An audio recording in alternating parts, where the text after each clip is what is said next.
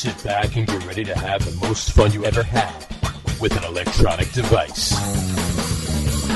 What are you drinking there, John? A little cognac? No. This is a stout from Massachusetts. Is it from Worcester? Charlton, actually. By Sturbridge. I'm drinking a box of wine. You know what goes really good with a box of wine? A good can of cheese. A can of cheese. And a tube of potato chips.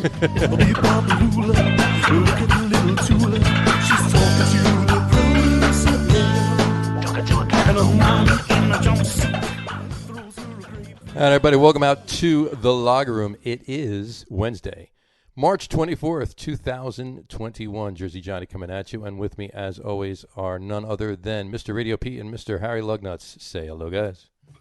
Hello, guys. Hey, now. You're an all-star. We've done that before. Let's not do that. You know who else is here? Who else is here? Marie Kondo? Spidey. Spidey's here. Spider-Man. Say hi. Spidey making an Spider appearance. person, I mean. Spider person. Here's the problem with Spidey, though. What's that? Let's see if I can. Of course, it won't work now. There you go.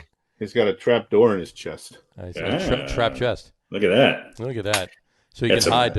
Open heart surgery. I think there used to be like a Easy web access. thing or something that would shoot out of there. I think it's a good place to keep your weed. There you go. He's got like a thing on the back too. Oh, look at that. Look at that. Is that a parachute or another? Something like that, yeah. Anyway, it's quite large, as you can see, compared to my head. So that's what Mrs. Spider-Man said. Which is not. Mrs. Spidey said that as well, yes. Anyway, here's the good news. The What's the shelves are right here, right next to me. Yeah, it looks like something fell over and you just kind of... There's the thing behind me is tilted. No, I moved from one side of the table to the other. Gotcha. So instead of being next to closer to the door side of the room, I'm now at the same table, which is in the same place, but I'm right next to the shelves. So there are all sorts of little goodies here that I can now... You got props now. So I got props, including Spider-Man. Gotcha. That's a lovely thing. Mm-hmm. Very interesting, actually. So, but we can play the "Is It on the Shelves" game. We can. And I can reach right over and. Is that a shower curtain back near the door there, or a shower curtain rod? No, it is a regular curtain rod. Regular curtain rod. Yeah. What's the? So no curtain for it though, just the rod. Oh, I'm sure there's a curtain in there somewhere. I got you. There are side panel curtains for the front door. Mm. So we have a front door, and there are two. Did she take it with her? Or? She wanted me to get rid of the side panels, but Did they spark joy? Or just spark when you light your bong? When I put them up, they will spark joy. Exactly. But Marie wanted to take them, and I told her I've had these for like 13 or 14 years, and I am not getting rid of them now before I put them up. They're the Mark Gastineau commemorative side panels. They're literally a mullet. If you put the tie in the middle, then yes, the mullet shape. So. There's got to be something from Embers and Boozer there too. I mean, you live right near him, so. Yeah, I gotta get a dog so I can walk my dog past his house 17 times a day until I happen to catch him coming. Oh yeah, I should join the dog walkers dog walking service. Yeah, there's a company that pays people to walk other people's dogs. Sure. Make some money, make some spare change, pocket change, and hook up with just like, why do you keep walking up and down the same street, Peter? You have to walk the dogs other places. No, they seem to love it there. They love this block. There's a great fence, and all the other dogs stop there, so there's plenty of sniffing and peeing going on. And Emerson Boozer lives nearby. So there's no reason to go anywhere else. Exactly, none at all, none whatsoever. If I could last 2 weeks with the company, I could probably end up running into them at some point. Probably, yeah. I think you should look into that. All right, I will, and we'll make it a point to check back and make sure that actually happens. So, yes, the curtain update. Curtain update. By the way, I want to wish a happy anniversary to this man right here. This is Patrick Ewing. In case Mr. Dolan is paying attention, this is Patrick Ewing once again. Pat Ewing.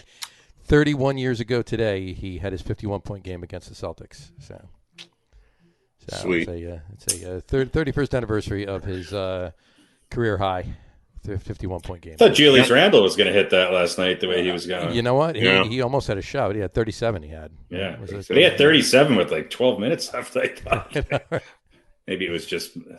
It seemed that way. And speaking of Patrick Ewing, it's like a week and a day anniversary since apparently security didn't know who the hell he was. Yes, at the Garden.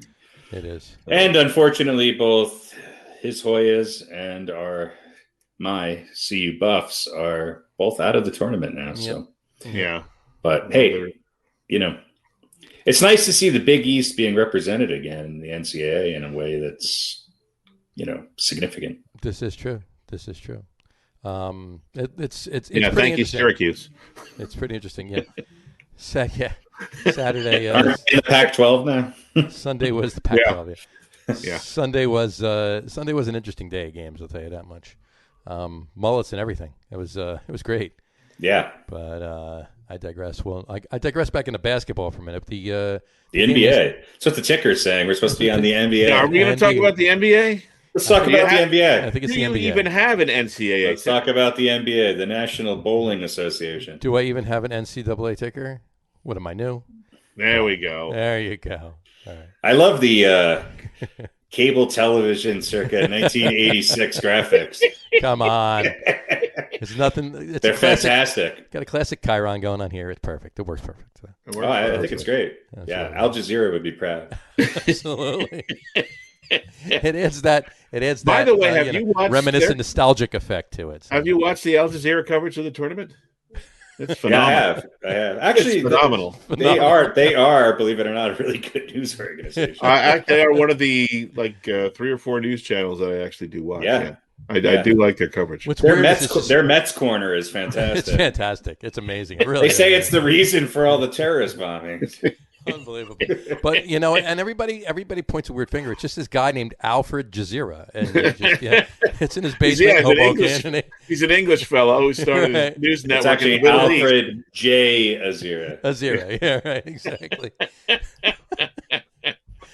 J standing for Heinemore. Alfred Heinemore. Azira, right? All right. So, what do we want to say about the NBA? How about those Knicks? Trade deadline is Thursday, right? Are they trade going to deadline make a is move? tomorrow? I thought it was tomorrow. Yeah, tomorrow is Thursday. Tomorrow is Thursday. Yeah. All right, so it's both. It's tomorrow it's and both tomorrow and Thursday. Both of them. Tomorrow and so Thursday. are they going to make a move? Well, there's word out there now that they're really seriously looking into Norman Powell. So The painter? Yeah. Not Norman Rockwell. No. Oh, okay. Sorry. Norman Powell. No, the shooting guard from I Toronto. heard Colin Powell. Not Colin Powell. Well, him too. He comes to package. He'd probably be a pretty good forward. There you go. But nothing yet. I'm not excited. I'm not excited about Who's that? Well, yeah, I guess. But you guys, you're both Knicks fans. You don't want to give up the core, right? The core being 3 people. Yeah, no, I don't want to give them up. I don't want to give I mean, the 3 guys that other teams would most likely want. Sure, absolutely. Well, they're not going to get rid of Randall. I don't think they're going to get rid of R.J. Barrett. I think Mitchell is kind of hands off. Personally, depending on the player, I'm open. My ears are open for anybody else. Right. I'd like to see them keep Payton. I could give 2 shits about Derrick Rose, and I'm not really sold. I think Quickly has some value. That second tier value where he's second tier, but I think the Knicks. This is their moment to get something for him, because there seems to be some interest in him in all the trade talks that I hear. His name is always part of that, and I'm like, go for it. If it means other teams are willing to bet on him blossoming into a really, really good player, but maybe shouldn't the Knicks count on that? Look, here's the thing with all of sports nowadays is that you have a 3-year window to win a championship. How long is Julius Randle going to be here? How long is Tom Thibodeau going to actually be able to keep this team humming on? RJ Barrett is finally starting to improve. Kevin Knox is a bust. This planning for 5-6 years down the road that the Knicks have been doing for the last 10 years. Get somebody now, because the Nets have just signed 6 other players, 6 other All-Stars since we've been talking. Getting that somebody now, though, I mean, do you want to trade quickly for Powell? No, do you want to trade quickly for? I'm not interested in Powell at all. The 2 people that are in the discussions that I'm interested in, is Victor Oladipo or what's his name from the Bulls. That's it. Who else is? Who else? Everybody else is sort of. They're not going to make an impact. Gotcha. They're not going to make it. They're not going to make the Knicks go from a maybe 8 seed to a 3 seed. It's just not going to happen. I don't even see any of that happening right now because the bottom line is Oladipo right now. They are what they are. Look, they're not winning the championship this year. Right? Oladipo is going to get traded, and it's going to be either the Knicks or the Heat. And my guess is that because his contract is up at the end of the year, and there's no guarantee you can re-sign him. Mm-hmm. Doesn't that sound like the perfect? Exactly what would happen. What the Heat. It sounds actually like what the Heat would do. Yeah. Because the Heat are actually on a heater. They're playing really well, and he could be the difference. Look, if the Sixers don't stay healthy, which is a good chance. Mm-hmm. A Victor Oladipo, Jimmy Butler duo in the playoffs. I suppose. I mean, Victor Oladipo certainly helps you cover a James Harden or a Kyrie Irving. He's one of the best defensive guards in the league. And he can put up points. And it's what, so would I like to see him on the Knicks? Yeah, but it wouldn't be unless he's really committed to re-signing with them. Right. And a trade and sign or something along those lines. And then it's basically, other than the three that I mentioned, take your pick. I don't give a shit who you want.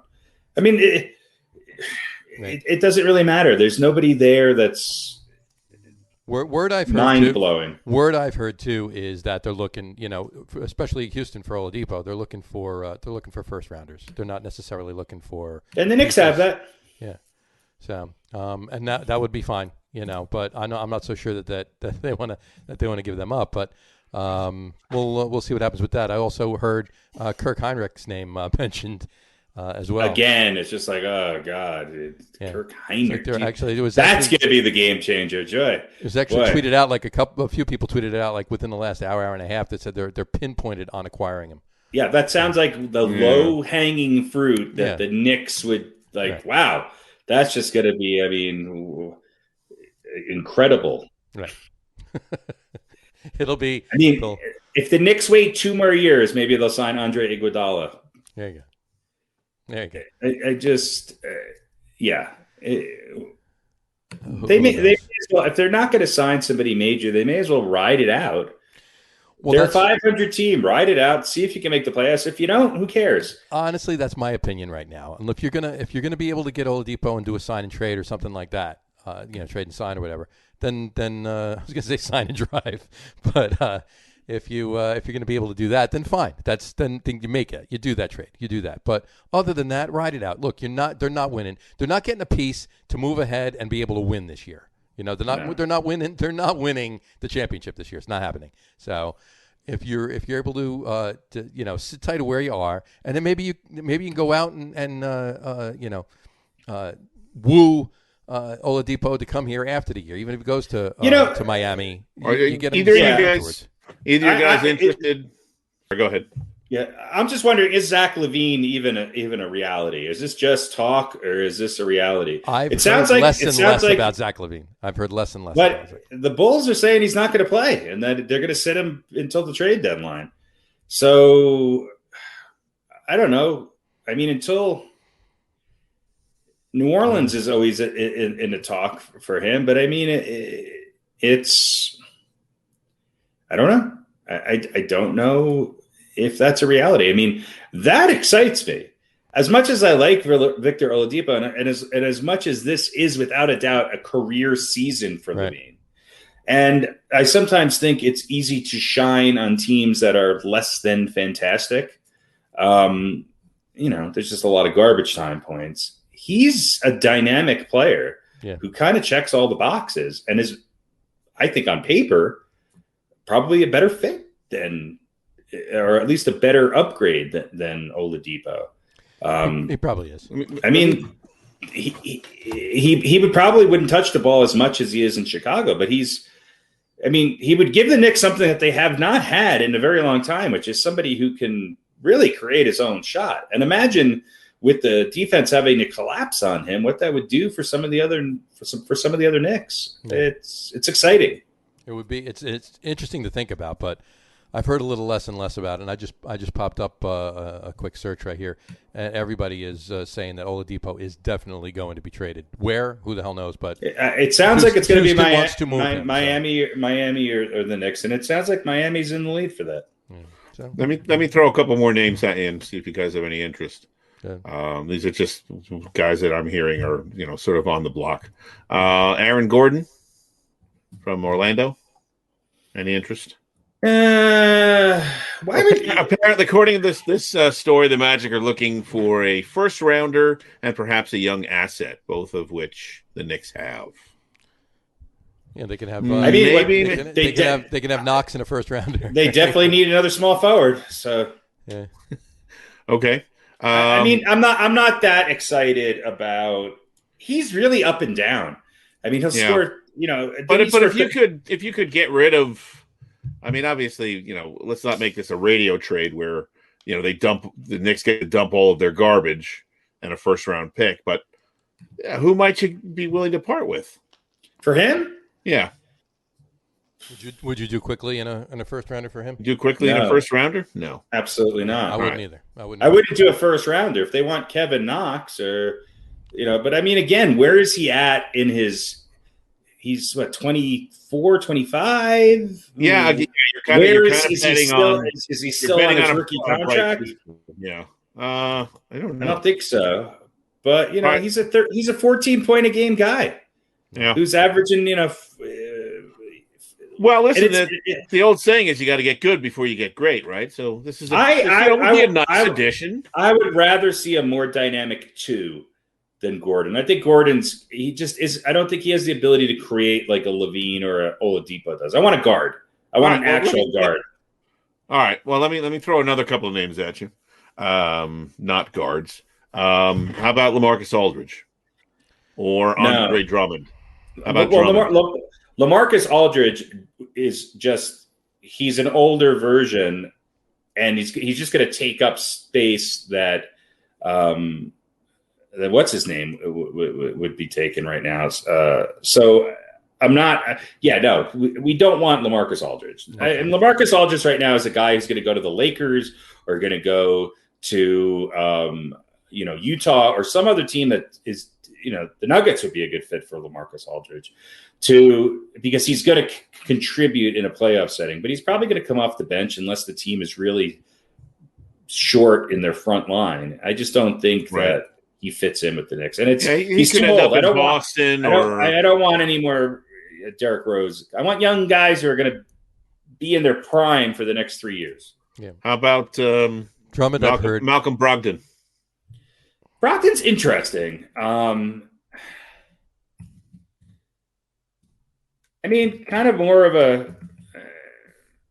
What would you have to give up for him? That's my question mark. Well, look. Here's it's probably going to be more than Knox. So. Probably, but here's something. What is one of the things that the Knicks have really been missing as far as position? Point guard play.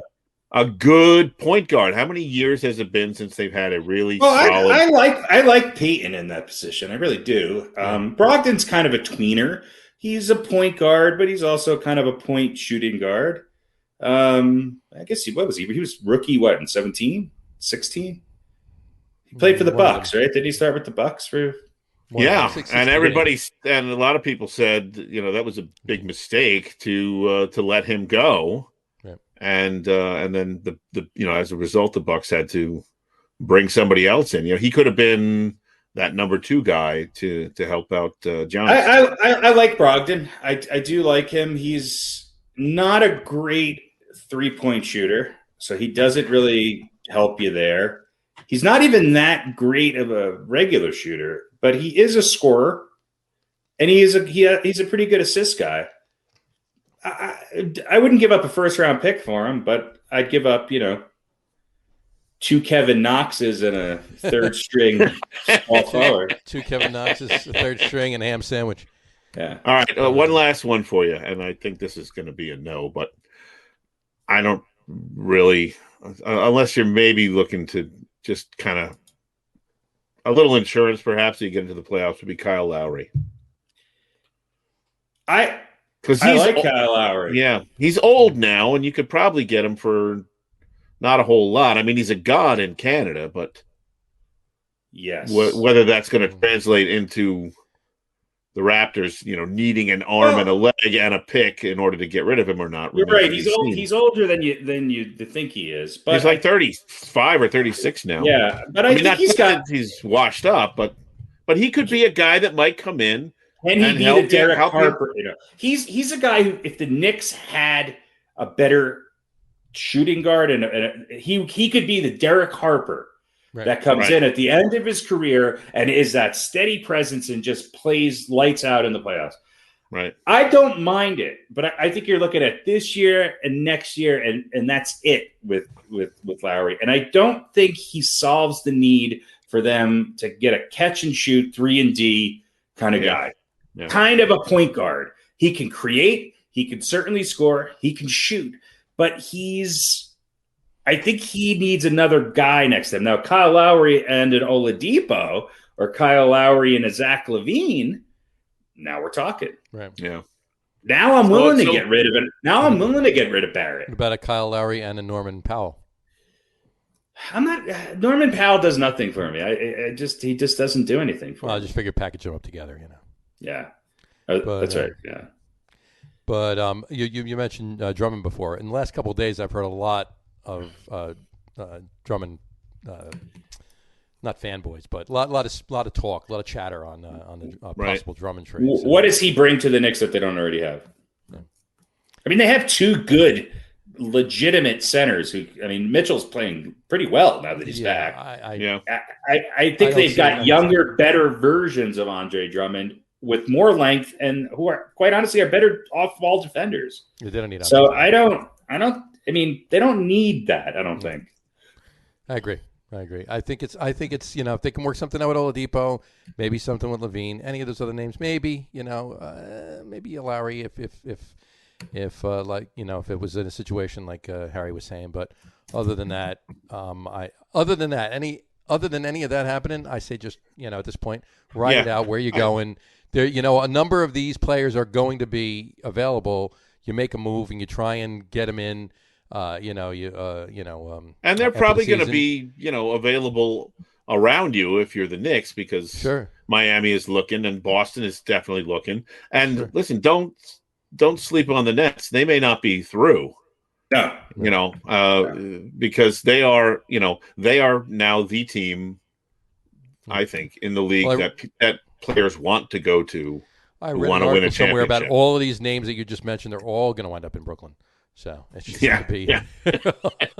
It's going to be a bunch of one and dones. Just bring in some experienced old guys for short-term contracts. They are definitely. We'll just rotate them in and out and keep the core three and win a championship every year. Exactly, cementing that happens. Exactly. A couple other things really quick on the Knicks. Did you see Julius Randle was fined? No. Was that for the inappropriate language toward the one official, bad call or the other bad call? What did you guys think about that? It wasn't the bad call in the Nets game. It was the bad call in the Sixers game. Okay. He foul language towards a game official and public criticism of the officiating after the game for the 101-100 overtime loss to the Sixers. How much did they fine him? $15,000. How much does he make? More than that. Okay. But I just figured I'd bring that up. That's I think. Hey, you know what? Listen. I'm kind of look. He's a Knick, so that's a strike against him in my book. But I kind of like Julius Randle.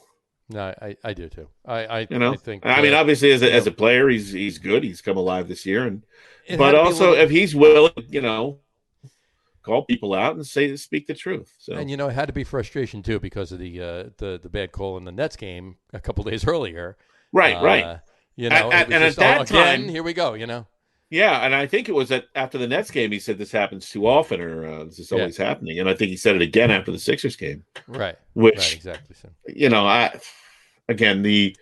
The Nets call was, I think you could call it either way, but I thought it was a pretty bogus call against Philly.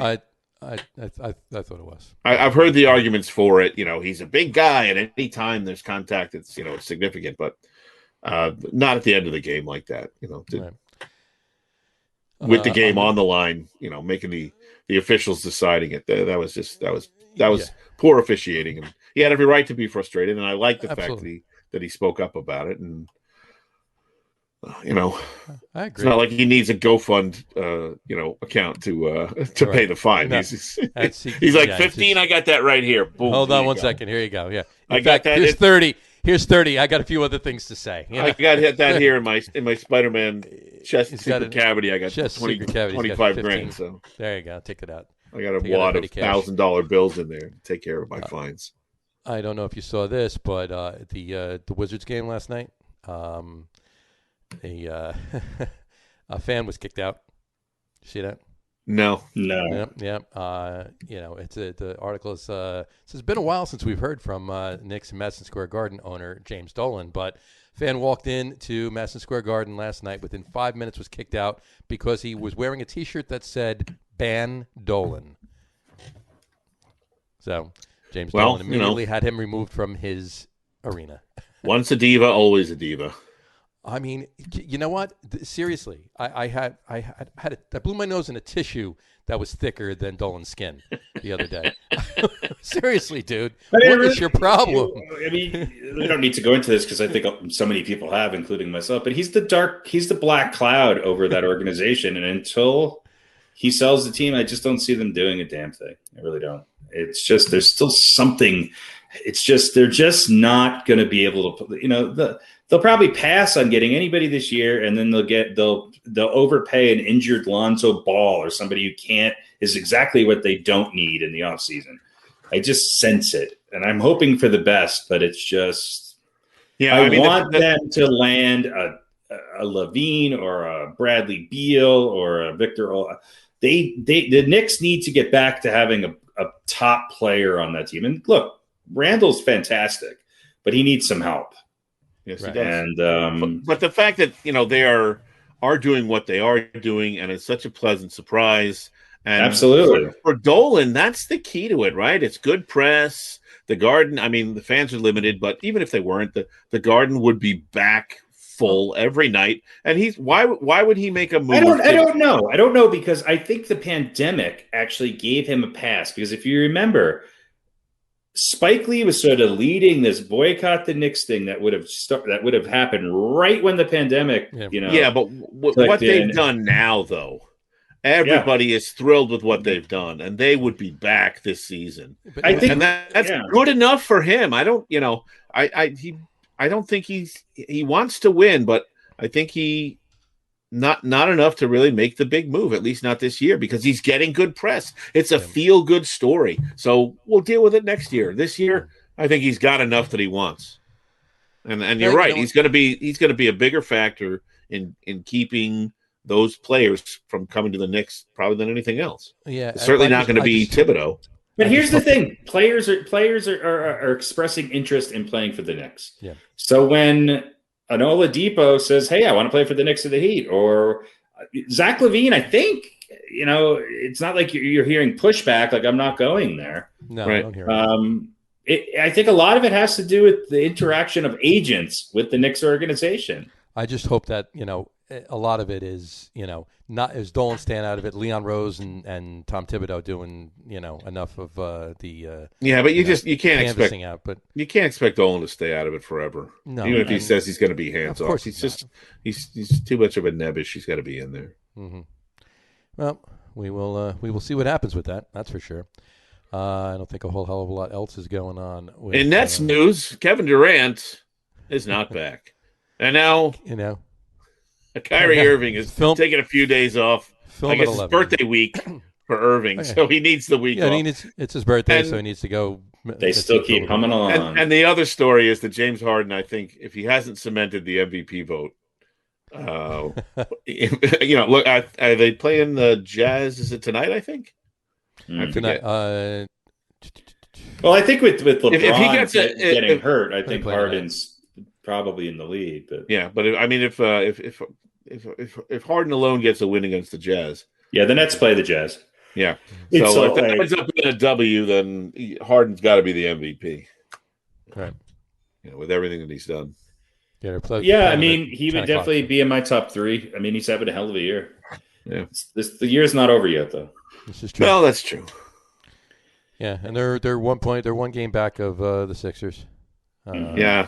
How about the Sixers? Joel who? We don't need him. Yeah, who's that? Yeah. We keep winning. They keep winning. I mean, yeah.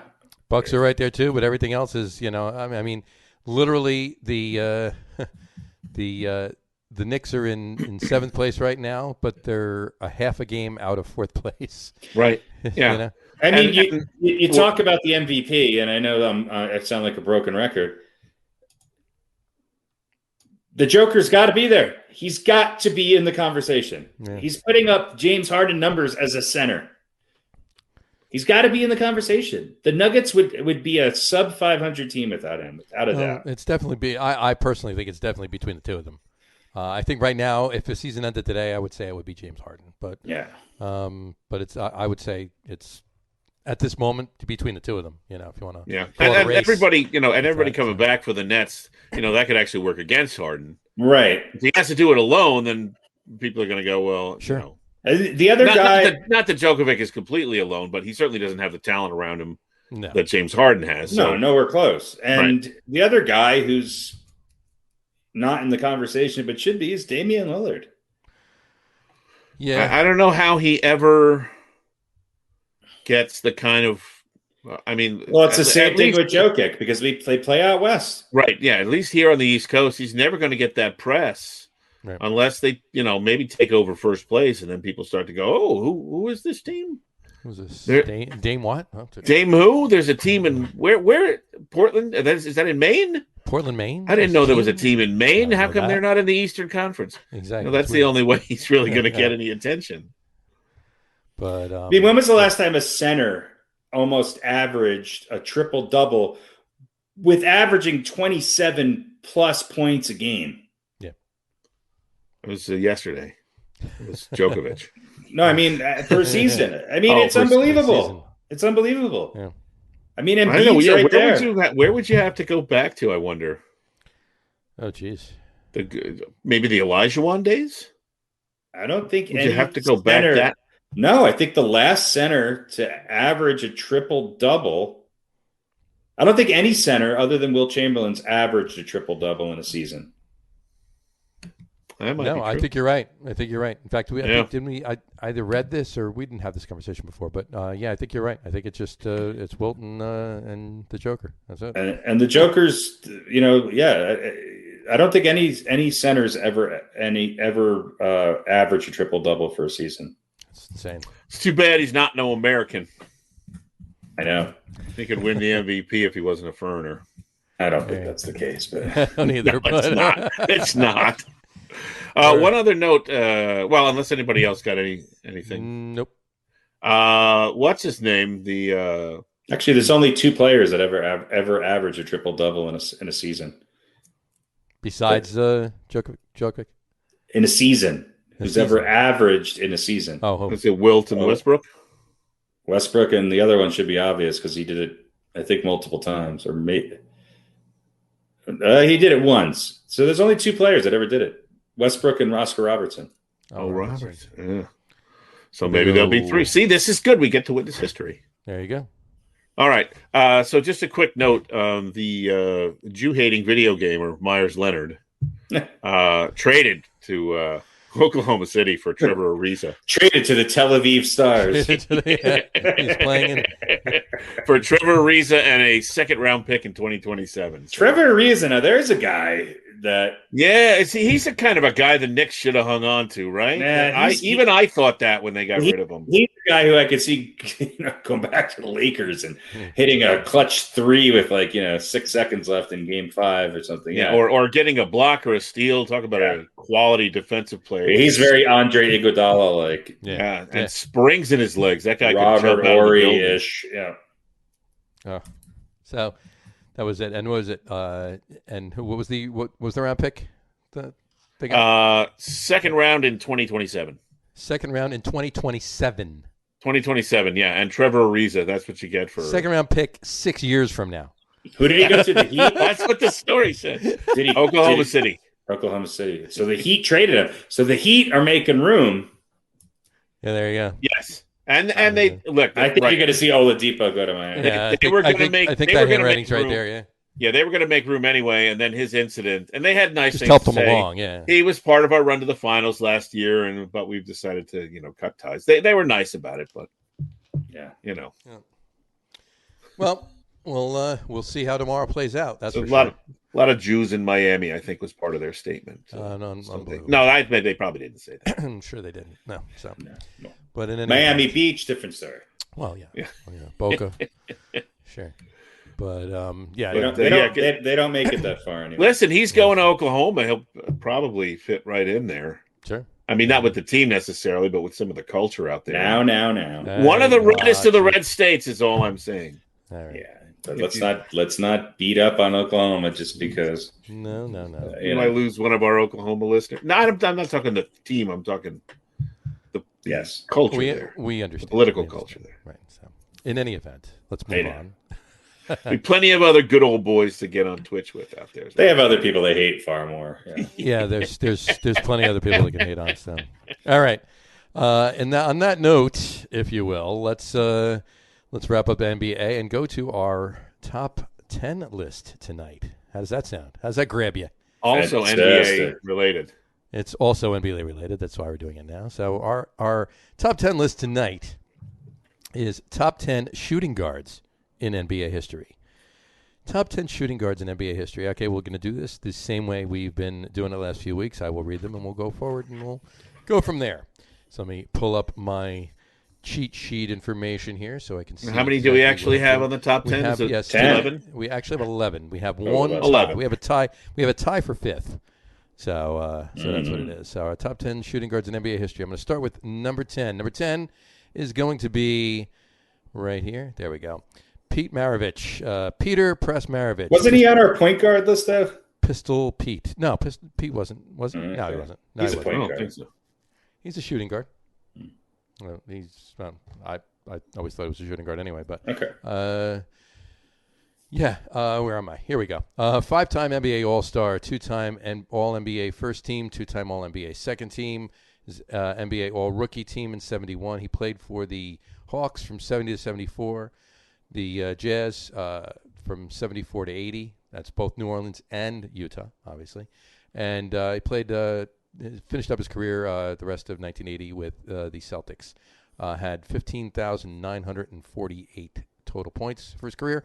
It's 24.2 points per game, and averaged 4.2 rebounds per game and 5.4 assists a game.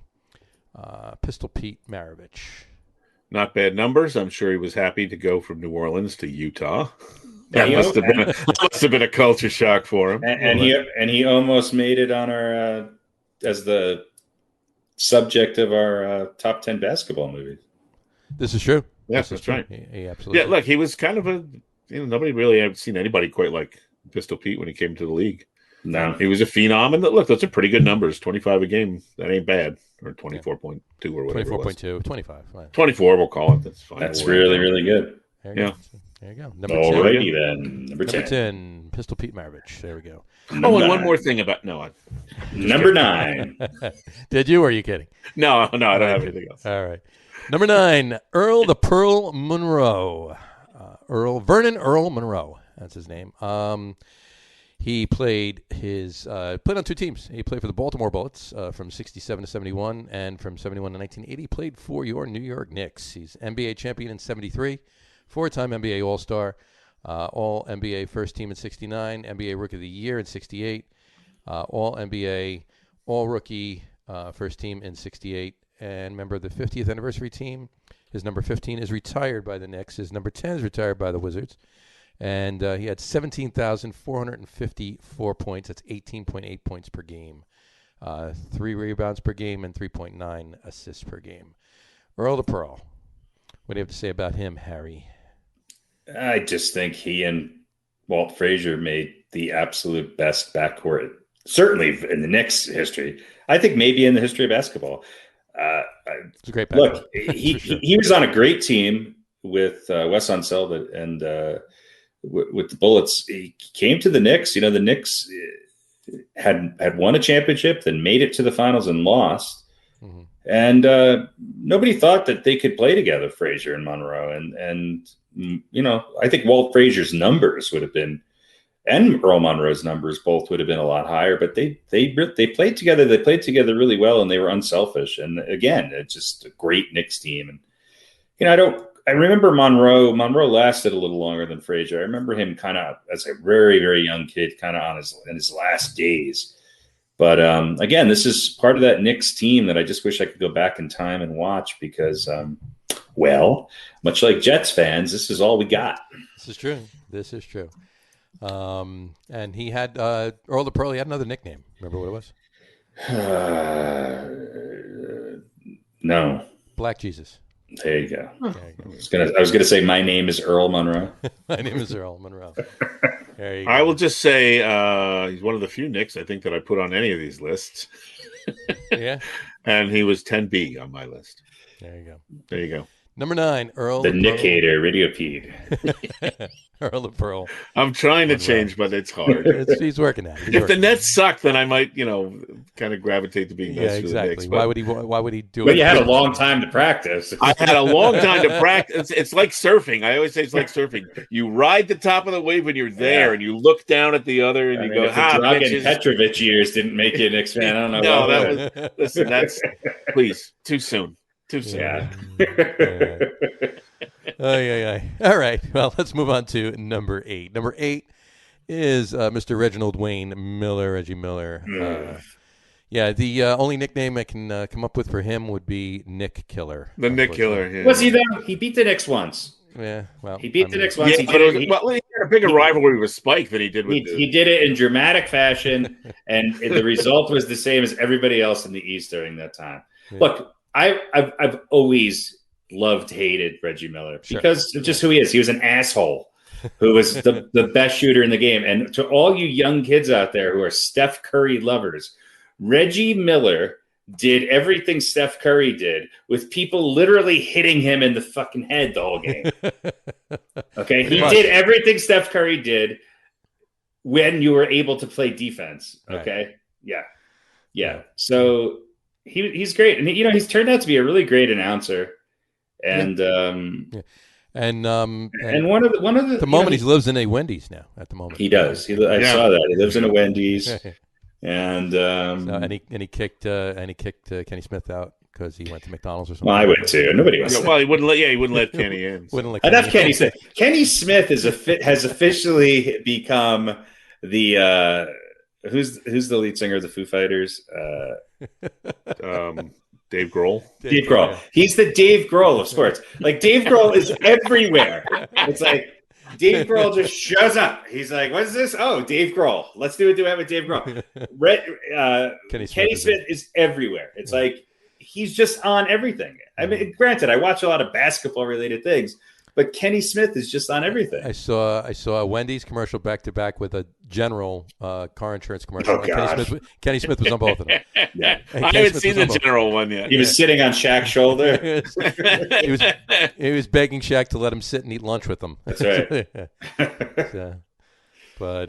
Anyway, just a note of stats. He played his entire career with the Pacers, 87 through 05, and five-time NBA All-Star. 3-time All-NBA third team, member of the 50-40-90 club in 94, and 25,279 points per game, and only 279 points per game. Wow, that's a big feat. That's the impressive number. That's really impressive. Throw those totals out. I don't think I could score 279 points if somebody fed me the ball under the basket for the entire game. You're just shitting layups. There you go. 4, 6. You get too tired after a while. Yeah, I would miss one or two. By the time you got to 250, you'd be, I can't do it. That's right. It's amazing, really. But 25,279 points for his career, 18.2 points per game. But an even 3 rebounds per game and an even 3 assists per game. Anyway, there he is, number 8, Reggie. Guy you love to hate, Reggie Miller. Guy you love to hate, Reggie Miller. Unless you're me, which you just Unless love. You're a paid man, yeah. Exactly. Or a Nick hater. Yeah, or a Nick hater. I don't know too many Nick haters. I mean, I know a lot of really not Yankee a lot of haters, but you know. How can you hate the Knicks? How can you hate a team that hasn't won in I know. in It's 48 years?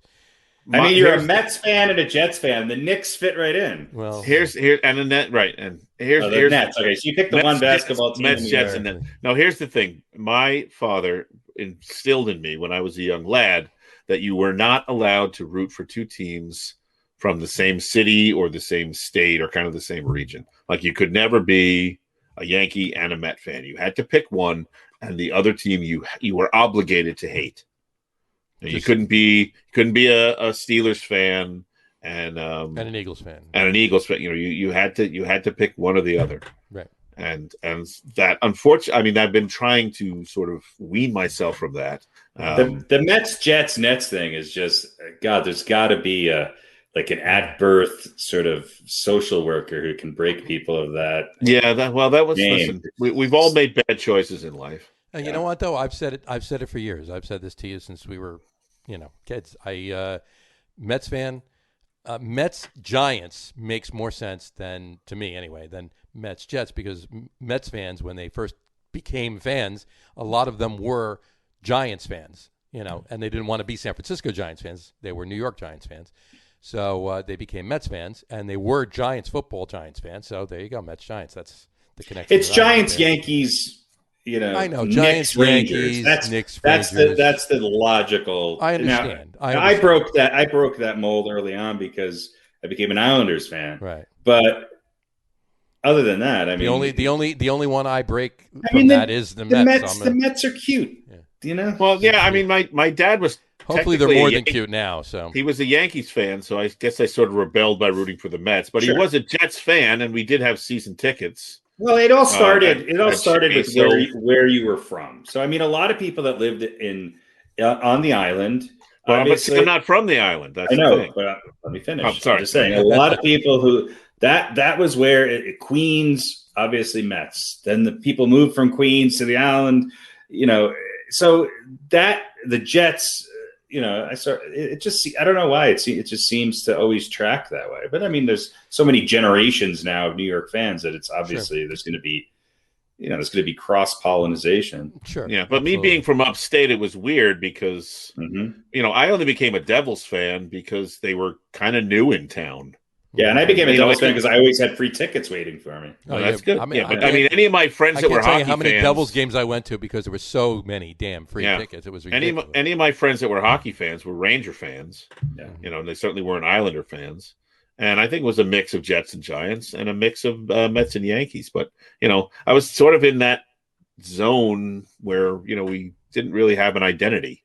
So we were kind of I know we were kind of upstate, Well, what's funny is not far enough upstate to be a Buffalo fan or anything like that. So my neighbor across the street, really quick. My neighbor across the street grew up in Rhinebeck, New York, and that's right across the river from me. He became a Dolphins fan because other than Jets, the Rhinebeck Dolphins, the only football games that they used to get on TV back then, and of course that was because this is the early 70s.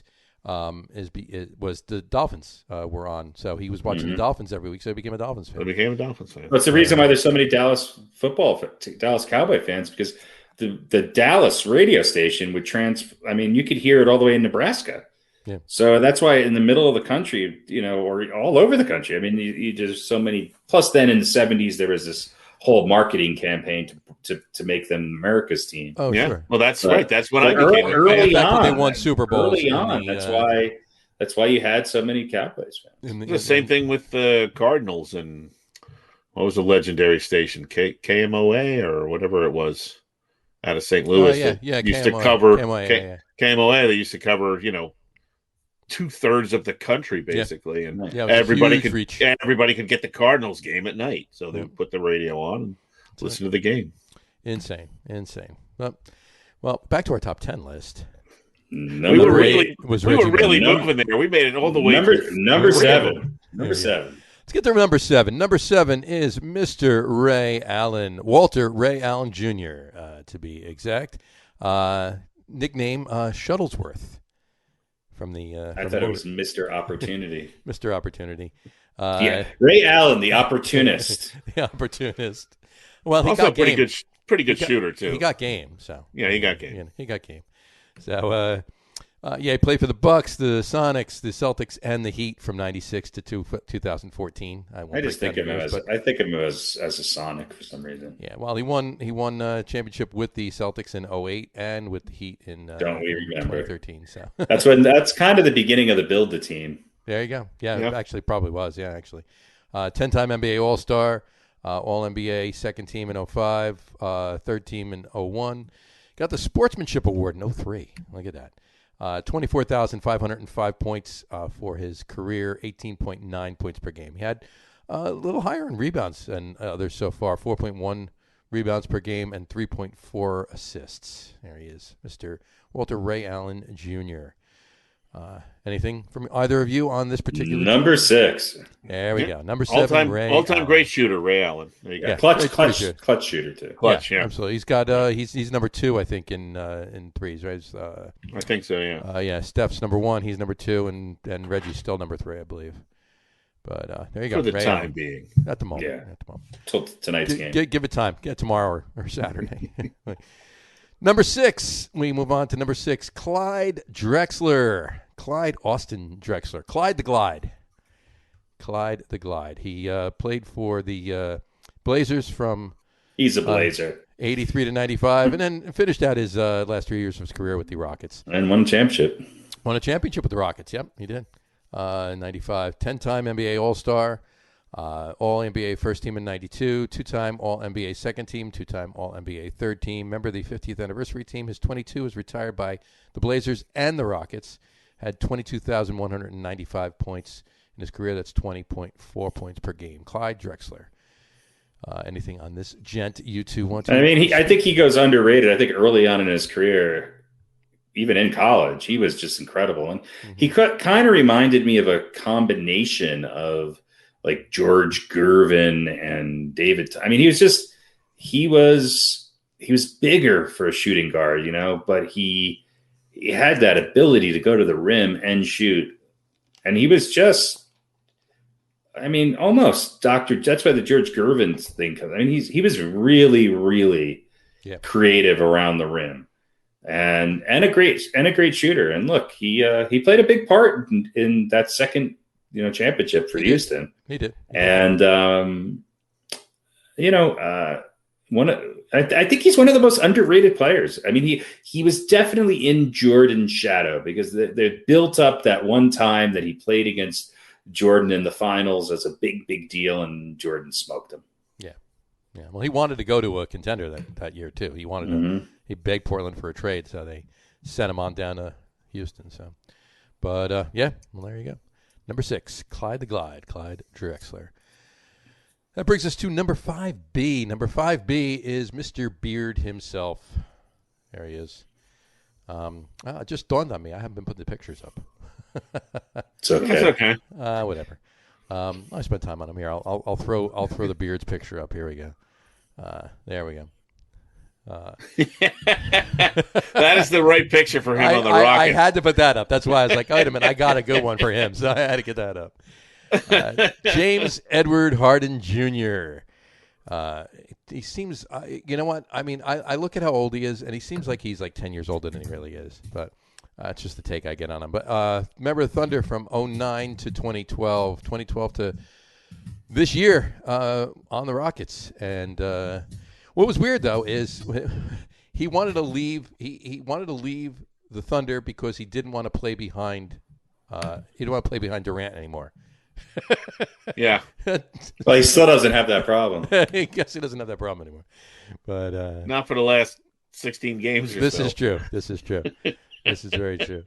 But in any event, NBA MVP in 2018, 9-time All-Star, 6-time All-NBA first team, All-NBA third team for a year.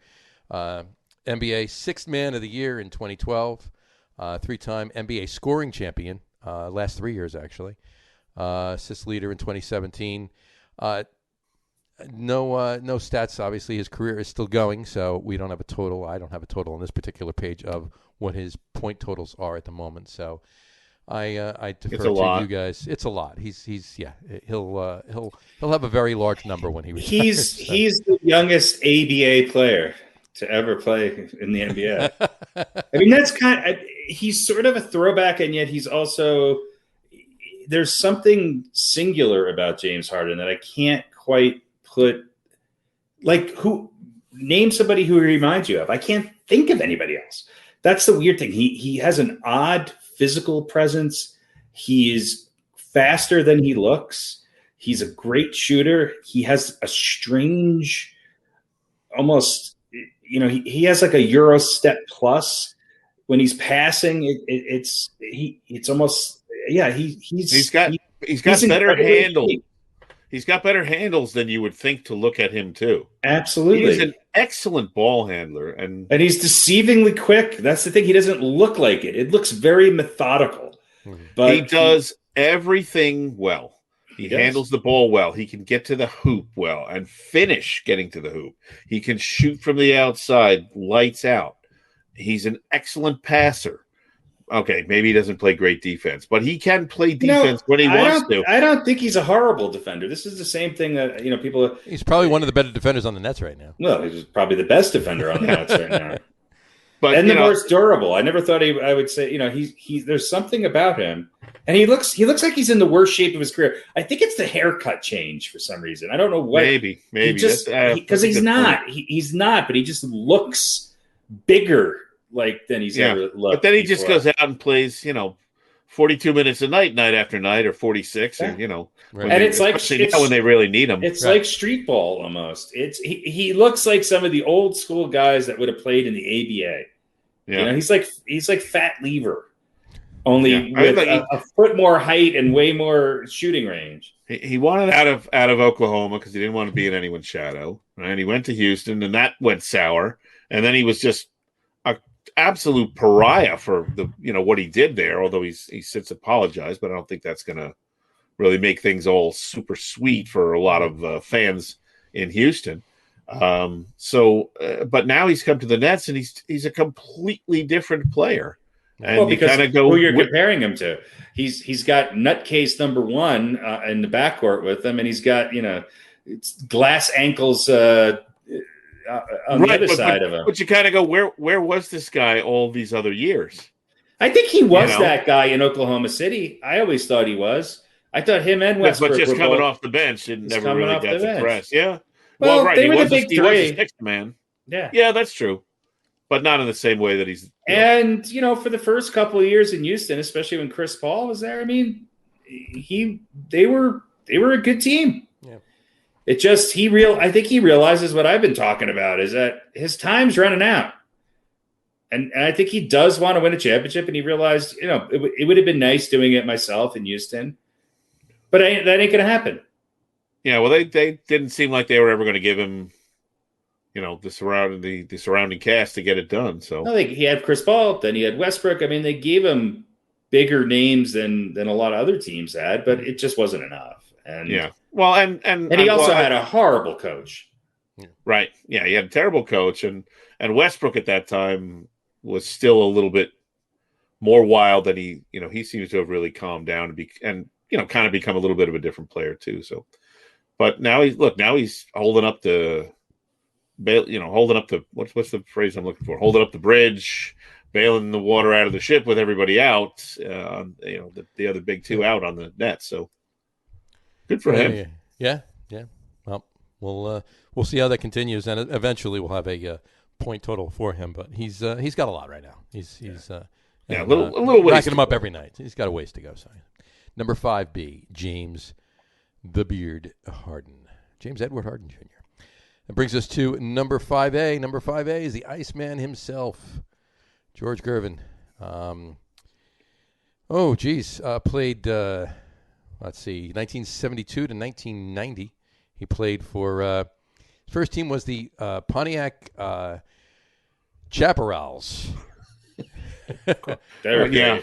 I got their pennant on the shelf here. You got the pennant, the Chaparral. Yeah, somewhere on the shelf. Okay. Yeah. And then he played a year for the Virginia Squires, and then he played for the Spurs for 11 seasons after that. obviously that was the one team that he played for that actually did merge with the NBA from the ABA.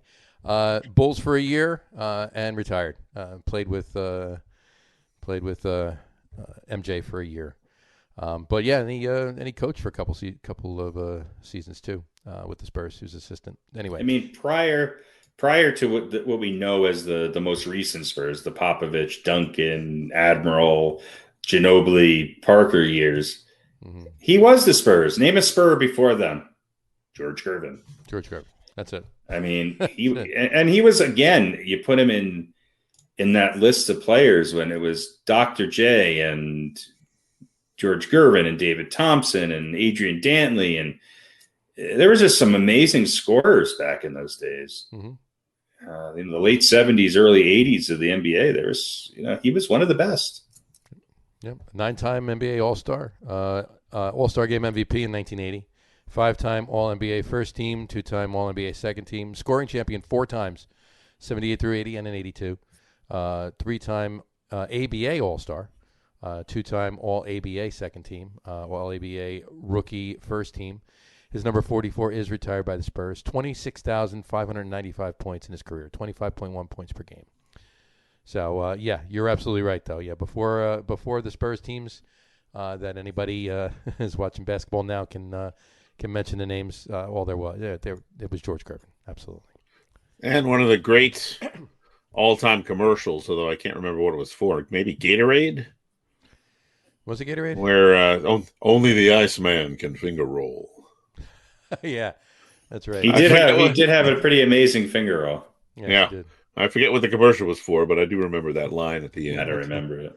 Yeah. I remember that. I remember some young buck playing basketball and shooting, and he goes to finger roll. I don't know, maybe was it MJ? No, it would have been Jordan. No, it was Gervin. No, I mean who was the youngster in the commercial? I don't think it was. Well, maybe it was, unless it was. Maybe it was because he did play with Jordan for a year, so maybe they. Maybe they had. But so he goes to whoever it was goes to finger roll, and Gervin from his sort of spot on Mount Olympus, right. the shot goes awry, and he says, "Only the Iceman may finger roll." Anyway, there you go, number 5A, George Gervin, the Iceman. All right, that brings us to number 4. Number 4 is none other than The Answer, or AI. Practice. You talk about practice. Practice. Allen Azale Iverson played 10 years with the Sixers. A couple years with the Nuggets, a couple years with the Pistons, and a year with the Grizzlies. Back to the Sixers for a year. He NBA MVP in 2001, 11-time All-Star, 11 years in a row. 2-time NBA All-Star Game MVP in 2001 and 2005. 3-time All-NBA First Team. 3-time All-NBA Second Team. Rookie of the Year in 97. All-Rookie First Team in 97. 4-time NBA Scoring Champion. Steals leader for 3 years in a row. And his number 3 is retired by the Sixers. 24,000. He never won an MVP? Points. Did he win an MVP? No. Huh. Oh, no, yeah, I said it first. I'm sorry. Okay. MVP in 2001. That's what I thought. Yeah, okay. Yeah. So there you go. Allen Iverson. AI, as he's known to his close friends. Maybe the toughest guy who ever played the game. Per inch, the most productive player. I mean, again, much like James Harden, Allen Iverson was kind of an enigma at the time. He was this relatively small guy, just dominating the court. And there's a good documentary on Iverson that covers his time with Larry Brown, and his time with the Sixers. And then I was really excited when he came to the Nuggets, because that was actually a really good Nuggets team, and he actually played pretty well and was kind of deferred to some of the other guys on the team, became more of a playmaker. Yep. But one of the best scorers in the history of the NBA. And again, a guy that Sixers team that he took to the finals, he literally carried that team on his shoulder. And I mean, other than Dirk Nowitzki winning a championship with Dallas, the fact that Iverson even won a game in that finals was against the Lakers, was unbelievable. And Yeah, he was polarizing. He was polarizing. You loved him or hated him, and some of it was. I think a lot of it was media driven because of the way he looked. I think it was right. Some of it was the way he looked. Some of it was his attitude, and some of it was you hate him because he was just so damn good, and he wasn't on your favorite team. Right, but he got shit for being himself. And what if you saw what Allen Iverson looked like when he came into the league? He looks like a tame version of every NBA player today.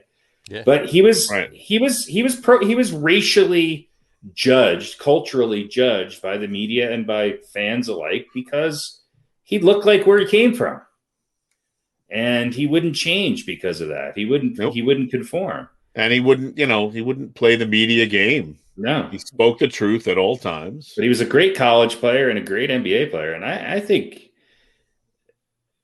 he's probably on my starting lineup of most underrated NBA basketball players. I feel like he's never in the conversation enough. He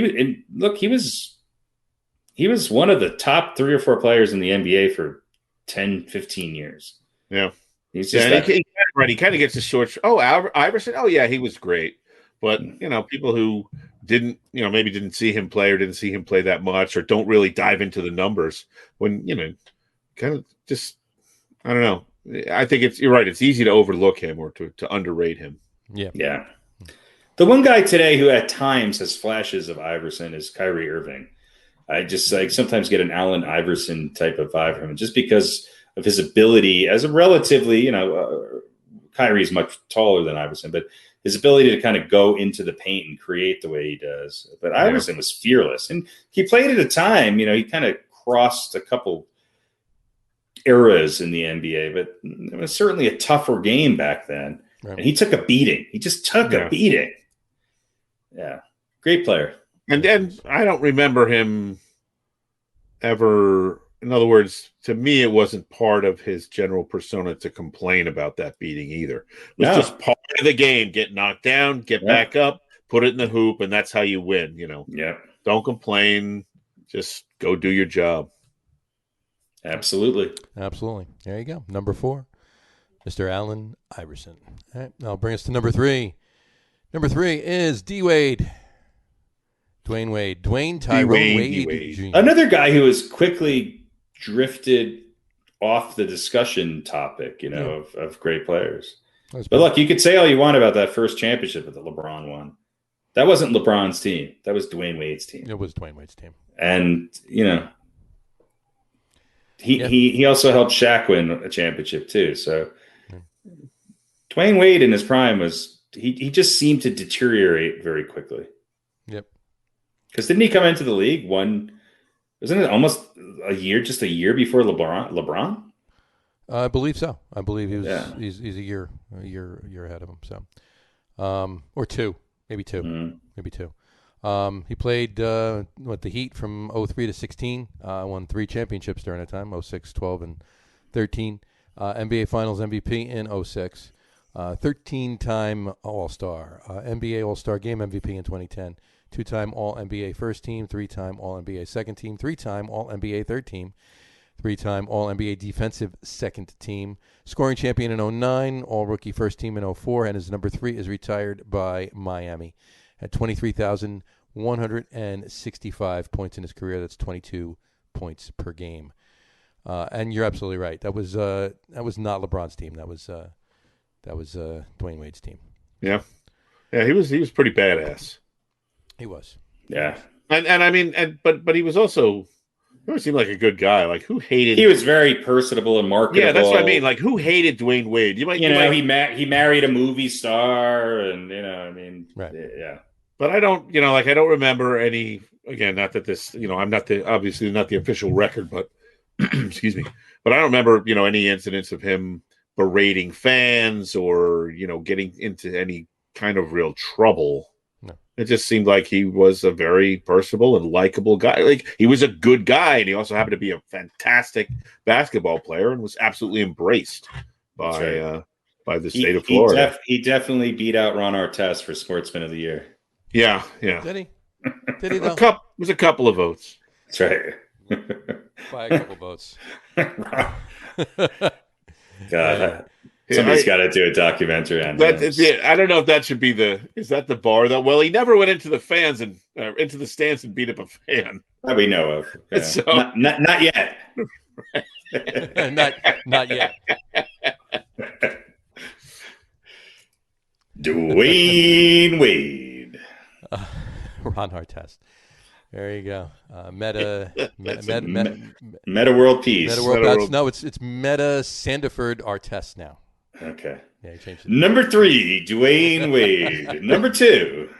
So you gotta love that. All right. Well, these next couple. I wonder who could possibly be. I don't know. That was number 3 is Dwayne Wade. So I don't know if these next couple are gonna have much to say about him. Let's see. Let's get to number 2. Number 2 is this guy, Mr. May he rest in peace, Kobe Bean Bryant, Black Mamba. Yes. 5-time spent his entire career with the Lakers, 20 years, 96 to 2016. 5-time NBA champion, 2-time NBA Finals MVP, NBA MVP in 2008, 18-time All-Star. 18-time All-Star. Almost all but 2 seasons of his career. He was an All-Star. 4-time NBA All-Star Game MVP. 11-time All-NBA First Team. 2-time All-NBA Second Team. 2-time All-NBA Third Team. 9-time All-NBA Defensive First Team. And 3-time Second Team. 2-time Scoring Champion. Slam Dunk Contest Champion in 97. All-Rookie Team in 97. And his numbers 8 and 24 are both retired by the Lakers. 33,643 points for his career. 25 points per game. Kobe Bean Bryant. Go for it. I mean, look, if you need to, we don't have anything to add that everybody hasn't already heard. No. I mean, he's on the Mount Rushmore of basketball greats. Yeah, with the guy next. Yes, there's what can you say? Really. He was a good system shooting guard. He fit into the Lakers system very well. Yeah. Look, if there's anybody that you want to say, try and make any argument up against Michael. As far as I'm concerned, Kobe's the only guy who comes close. It's still a losing argument, but not by much. With shooting guards, or with players in general. With maybe a little bit less so with both, a little bit less so with players in general. Yeah. Yes, you can certainly there are arguments, but as far as shooting guards go, and players in general, I mean, there's few to none. Well, he tailored his game after Michael. I mean, he was the next generation of Michael, and he came pretty darn close. You know, he did. Yeah. Yep, he was good. He was. Yeah, he was good. It's putting it mildly. Number 2, Kobe. It was all Phil Jackson. Yeah, there you go.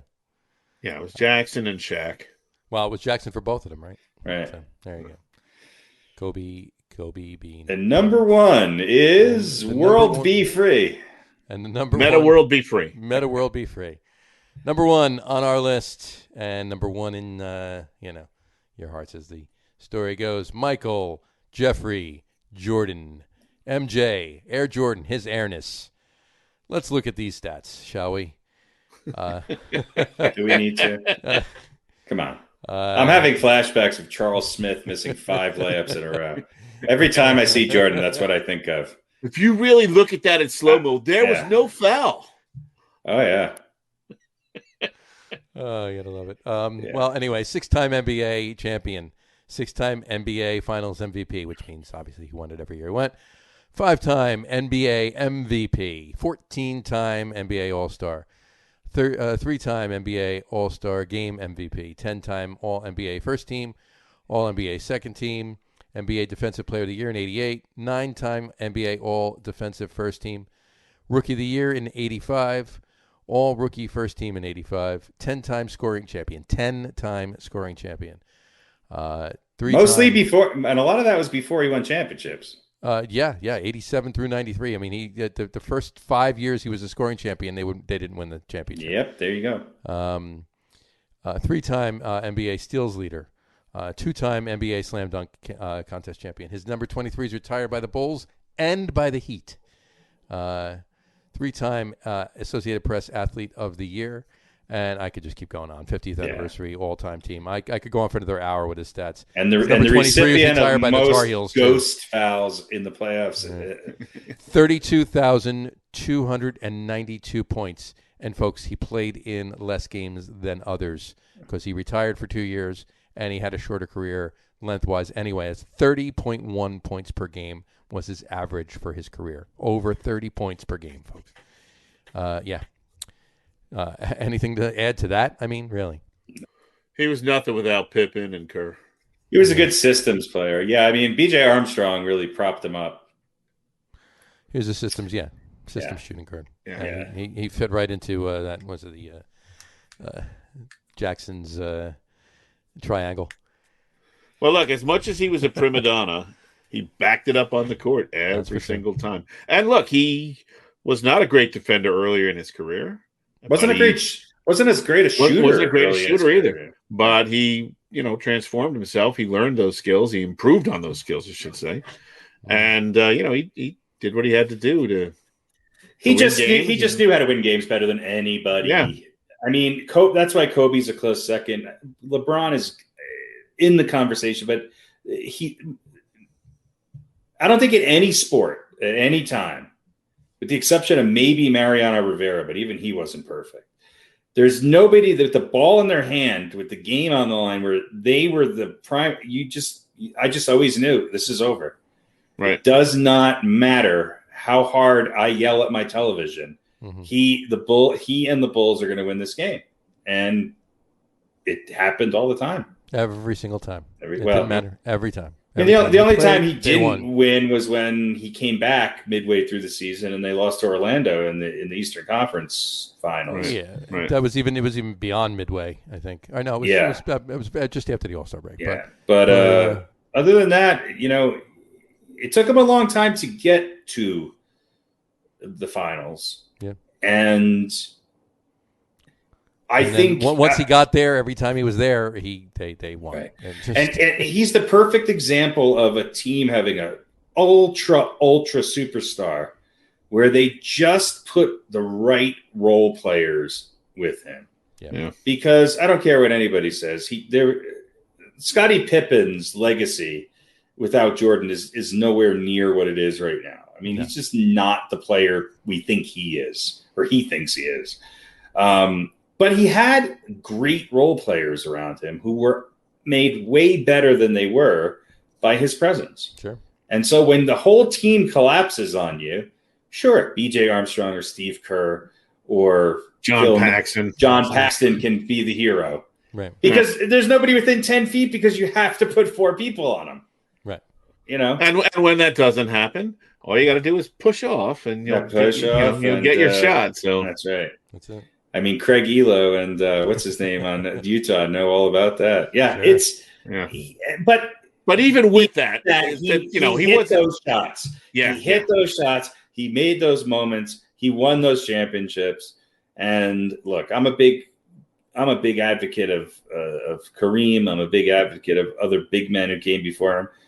There's probably nobody better in sports, with the exception of maybe Serena Williams, that has dominated their game like Michael Jordan. I'm sorry, there just isn't. Yeah. There just isn't. Michael Phelps, did he do it as long? No. I think Federer. Well, I think Serena in tennis is more dominant. But yeah, I mean, you're right. Yeah. And Djokovic maybe has a chance on the men's side. But Jordan did it, and he did it with the entire world watching him. And he became, Larry and Magic brought the NBA, but the Jordan mania, I haven't seen anything since then. Yeah. I mean, has anybody else been? Nobody was literally climbing over each other to get a shoe named after somebody. No. The Jordan mania was. I remember it with Dr. J. It was crazy, but Jordan took it to a whole new level, and there hasn't been anybody since. He's he's that unique. He's the best ever, and God damn it, just once I would have wanted the Knicks to beat him. Just once. Just once. They had the shot. They had the shot. He retired. They had the shot. Well, they had their shot. I wanted them to beat him with him. Oh, and they had their shot. Yeah, and they just Charles Smith. God damn it! 5 in a row. Oh yeah. Well, there you go. Number 1, Michael Jordan. And just because I did the work, we'll give a quick back rundown of our top 10 one more time. Number 10, Pete Maravich. Number 9, Earl the Pearl Monroe. Number 8, Reggie Miller. Number 7, Ray Allen. Number 6, Clyde Drexler. Number 5B, James Harden. Number 5A, Iceman George Gervin. Number 4, Allen Iverson. Number 3, Dwayne Wade. Number 2, Kobe. And number 1, Michael. There you go. That guy. That guy right there. That's what I have to say about that. So, yeah. So that should bring us now. I have to do this really quick. That should bring us now to our featured section, Old Balls. Old Balls. Mr. Harry Lug Nutz, why don't you tell us who tonight's Old Balls is? Well, tonight's Old Balls was a shooting guard in keeping with our top 10 list, who Michael Jordan said the whole meaning of vertical leap began with this man. His nickname was the Skywalker. Bill Walton described this man as Michael Jordan, Kobe Bryant, Tracy McGrady, and LeBron James rolled into one. Who am I talking about? None other than Mr. David Thompson. Yes, Mr. David Thompson. Who, you might add? Well, yeah, David Thompson was one of the best players in the NBA, and unfortunately his career was cut short by injuries and then sadly drug addiction. And he's turned his life around, has become a motivational speaker, but he went 27-0 for North Carolina State in 1973, but the Wolfpack was banned that year from postseason play due to NCAA rules violations, including his recruitment. The next year, he then led the Wolfpack to a 30-1 season in the men's Division I basketball championship. So 57-1 in 2 years in North Carolina State. He was, four-time NBA All-Star Game MVP in 1979. But, I mean, his main years that he was known for was the Nuggets. Played for the Nuggets from 75 to 82. Was, the ABA Rookie of the Year because his first year the Nuggets were still in the ABA. And,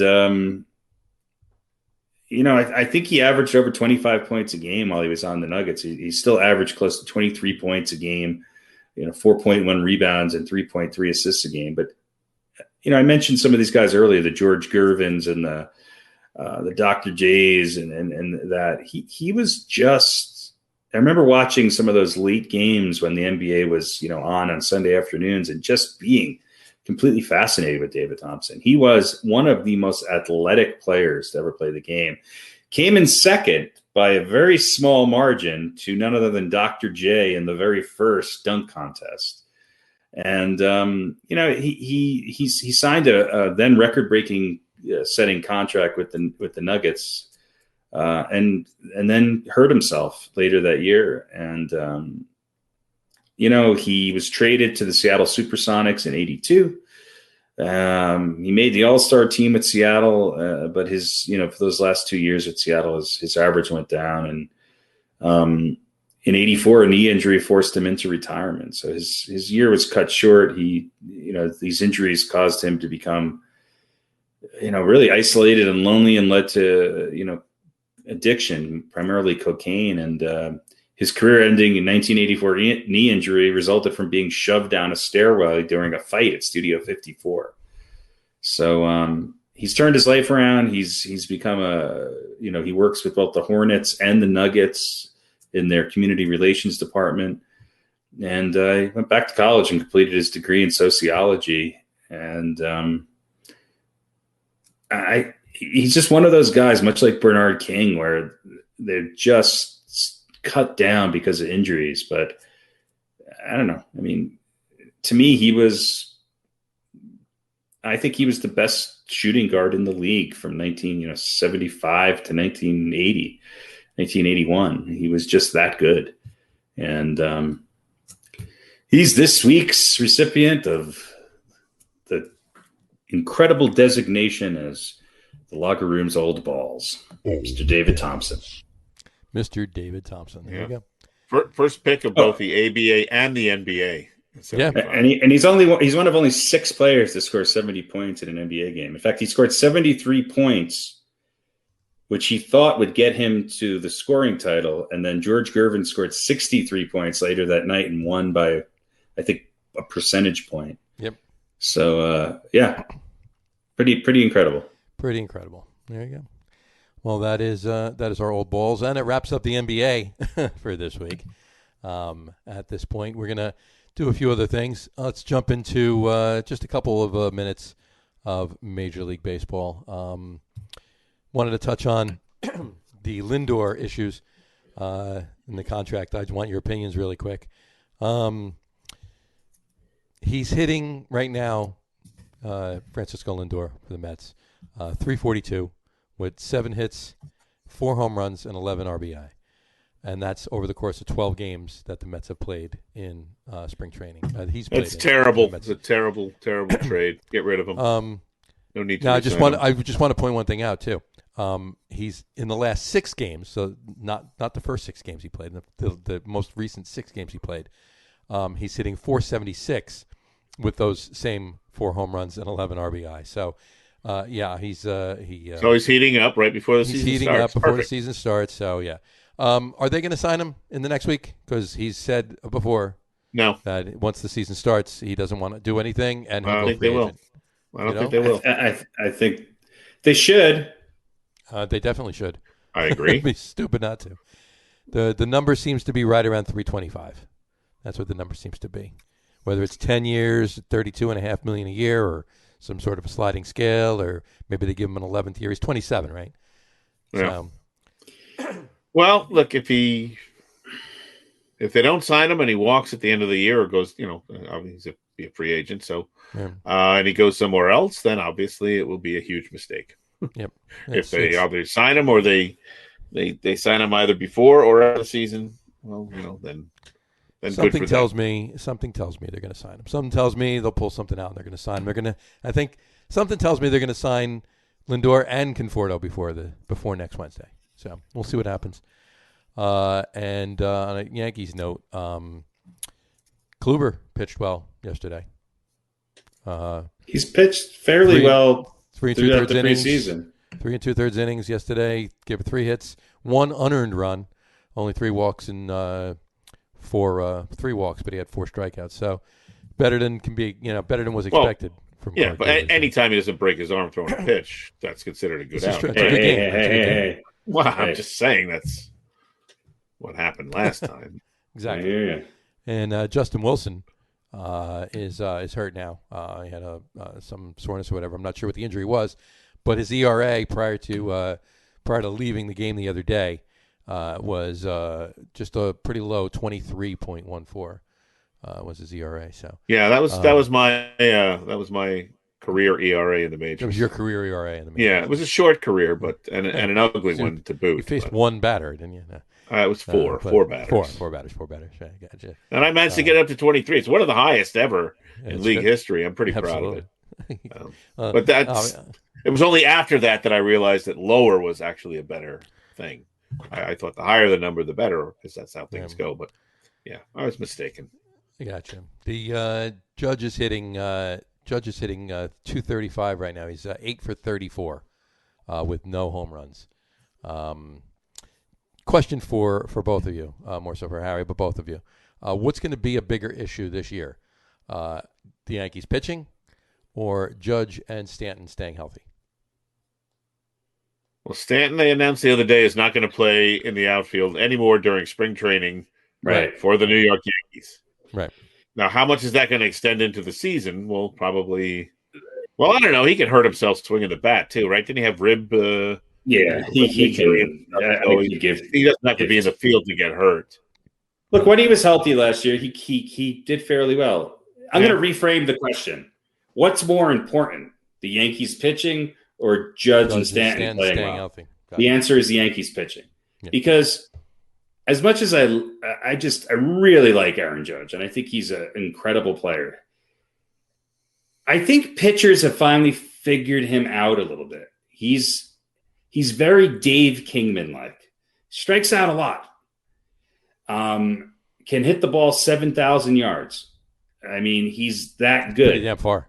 But I don't have as much faith in it. Look, if the Yankees, if Kluber can have a great season, if Cole can just be Garrett Cole, if Devi Garcia can pitch, if they can get Severino back and Herman pitches the way that he has been pitching, the Yankees starting pitching is looking okay.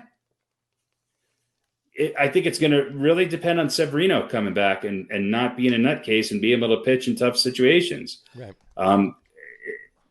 I hope that I hope that he doesn't load the bullpen up to the point where because the Yankees bullpen last year was a bit of an enigma. It was a bit of a problem. Everybody said, "Oh, they had the best bullpen in baseball, best bullpen in baseball." I think they have to get innings out of their starters. Yeah, definitely. Well, and I think they're okay because if an Aaron Judge gets hurt or is not playing well, they've got people who can fill in that role. Either as a DH or an outfielder. I still hope Mike Tauchman makes this team because I think he's one of the better outfielders in the league, and he's fighting for a position spot. James Talon, is he going to be a starter or is he going to be in the bullpen? Jordan Montgomery, I don't know, but I think they'll be okay. I have no faith in Aroldis Chapman in a big game, and Britton, we all know, is fighting injuries. So it's going to be Lasaga and Sessa and all the usual culprits to see if they can make up the difference. But if in the outfield, you can create runs with Frazier and Gardner and Tauchman and Wade and Hicks. Sure. I mean, and if your pitching is doing well, you can create enough runs to win. Right. You don't need, a late inning, three-run home run to kind of bail you out. Well, if your pitching is good and your defense is good. And that was their moniker last year, though. I mean, Tyler Wade's having a hell of a spring. They're finding out that Gio Urshela can play shortstop. They got LeMahieu signed. Luke Voigt can play first or be a DH. And then you got what's his name, Bruce, who is he going to make the team? So I think it's their pitching. It's their pitching. It's pitching. We're going to talk. We're going to talk more about that. We're going to go a little bit more into detail with both the Mets and the Yankees this Friday. Pay attention to the posts. We'll be doing two different podcasts: a Mets corner and a Yankees corner. They'll be about a half an hour each. So you want to check those. We'll be doing both this week, and we'll dive into the where they stand right now, both teams before the start of the season. And if you have any teams that you want us to dive into and you want us to do a podcast, just write in and we'll see if we can. I know Harry might want to do a State of the Rockies at some point too, Oh, God. Yeah. Can we fill half an hour? The unloading begins. The sadness begins. So we'll see where that goes. But that'll be this week. But, yeah, I do. To sum up that note on your point, Harry, I do think it's the pitching is more important. So. Yep. Agreed. And it always has been. So anyway, all right. One quick former Net note. I don't know if you heard this, John, but former Met note. Ahmed Rosario getting a tryout in center field for the Indians. I don't know if you heard that. But yeah, I did not hear that. No. Apparently, Jimenez is trying to cement himself at shortstop, and that's an obvious one. So. Right. But they were like, "What are we going to do with Rosario?" I guess he's playing well enough. They want him on the team, so they were trying him out in center field, and he had a pretty disastrous game. I guess this was I don't know, probably 4 or 5 days ago. I heard the story. A couple of errors, and So it wasn't an experiment that was going well, but right. I feel a little bad for him because it was so highly touted. I mean, it was the number 2. Yeah. He was behind. Was it behind Gleyber Torres? Right, he was number 2. Prospect in the league back in the day behind Torres, and for his career to go awry that quickly. I mean, he's still a young kid. But, yeah. Well, look, at least Cleveland is trying to find a spot for him, so they believe in him. So that that's good. Yeah, but then again, you kind of go, what happened to the Indians that they're trying to put Rosario in center field? I'm sure he's not going to start in center field. So my guess is he would come off the bench and play. He wouldn't be a defensive replacement. It would be a bat, and then if he had to stay in the game, right. Which looking at his early part of his career, you wouldn't think, well, he's not a guy who's coming in for a bat, although he had a better season last season. Maybe to bunt or pinch run. Yeah, maybe. Pinch run. Maybe he's a great outfielder and pinch runner. And then we'll stick him in the outfield. But, but he's young. He's still young. Yeah. He's got to look. If he's a good athlete, and if he can develop those skills, then who knows? He might end up, being out in center for the next 15 years. I mean, there's so many professional baseball players. He becomes a lights out center field. There's so many baseball players in their 7th season who've learned how to hit. There you go. Sure, and play a new position. Right. Can't you imagine? Why not? What the hell? Well, but that's the thing. He's not a natural at it. We know that. So if it's going to happen, it's going to take a lot of work. Yeah, I'm sure it will. Well, I mean, let me ask you guys: Do you think Jay Bruce will make it on this Yankees roster? I Jay think Bruce might be good enough to get on the roster, and then he'll do next to nothing after the first month and a half. Well, he'll be. I think the Yankees should. I mean, I like Jay Bruce, but I think Tauchman's a better roster spot guy. I like Jay Bruce too, but he always ends up being a disappointment. He is, and I think he can opt out of his minor league contract if he doesn't make this team, which tells me that he could be available for somebody else. Yeah, maybe he can be picked up by the Rockies. Yeah, play a little ball. That would require. Yeah, he'll have to pay them $30 an hour to play and clean the stands. Let me play ball for you, and I will clean up the concession every day. Yeah, the Rockies. I'll sweep up after the game. I'll take out the trash. The Rockies. I mean, consistently, the Rockies have always had they've developed players really well. They just developed them for other teams. Yeah, develop them and send them away. Yeah, that's it. So. Oh, geez. All right. Well, more hilarity and information on Friday night. I'm sure we'll touch on some other teams as well. But it's going to be a Mets Corner and a Yankees Corner, 2 separate podcasts on Facebook and YouTube. So look for that. We'll post simultaneously. They're going to be 2 separate ones simultaneously. We're going to do at the same time. We're going to split ourselves. Yeah, it's going to be amazing. Got to check it out. There's going to be 6 of us on the screen at the same time. Exactly. You got to pay attention, or you're going to get lost. Right. So. But we'll see how that goes. All right, let's shift it over to a little NFL really quick. Giants signed last week. They signed Kenny Golladay to a 4-year, which was a mistake. 4-year, $72 million. Oh, really? I thought we were going to agree on something. I was going to be all pro Giants. Do you think he's worth that? I mean, I'm interested. I don't think he's worth. I don't think he's worth $72 million for 4 years. But I think it's the first time the Giants have signed a veteran receiver for a lot of money. You know what though? He's a tall. It reminds me of them going out and getting plaques for Eli. He's a tall, downfield, younger deep threat. Younger than Plex was. Tall, downfield, deep threat for Jones to hit. Good hands. How many years did he sign for? 4 years. 4 years, $72 million. Maybe he'll be here when Daniel Jones is gone. So, they're trying to put the pieces around Daniel Jones. This is the make or break year for him. They obviously believe in him, and they're going to throw tools at him. Right? That's the equivalent of trying to put together a runway show around me. Well, It's just not a good idea. Can we please? No. You have Giselle and everybody else. It's still going to be a weak link in that chain. But here's the thing, though. Let me ask you guys, because you're obviously Giant fans. I think the Giants have done a pretty good job with free agency this year. I agree. They have filled their needs, a number of their needs, right? With decent quality players. They've done what Steve Smith said they did. They're thrift store shopping, with the exception of Galladay. But my point is that now when they're picking better pieces. When they go into the draft, they may be in that position where they can take whoever the best player is, regardless of position. If it's a real high quality, or at least, projected to be a real high quality pick, they can go, yeah, we'll take that guy because we don't need to take X and fill that need. They can take the best guy who's on the board when they're drafting. And I think that's that's an will they pick the best guy on the board?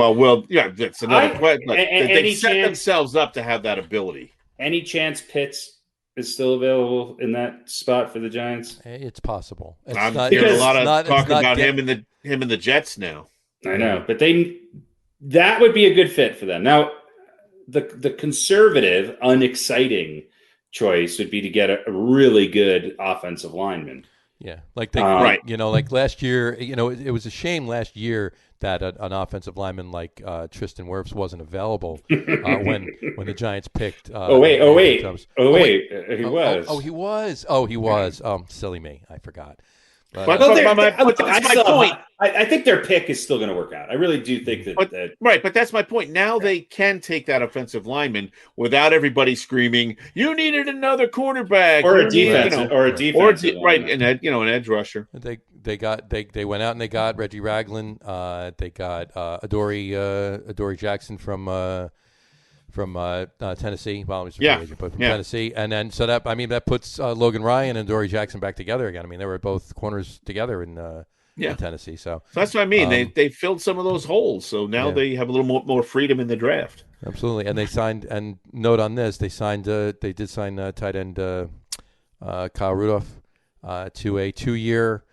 $12 million deal, so $6 million a year. But as at last check, I don't know if anything popped up recently today, but Rudolph had his physical and he has a foot injury that may need surgery. So they're discussing how to proceed. There may be an issue with that signing. So they might be hoping for Pitts. You know what? Yeah, if they can get Pitts, all bets are off, and that's fine. But I think they. I think he's got a year or two in him to tandem with Ingram. So if his foot injury isn't that bad and they can actually make that work, that would be a good thing. But yeah, I mean, my choice between Pitts and Rudolph obviously would be Pitts, obviously. So right.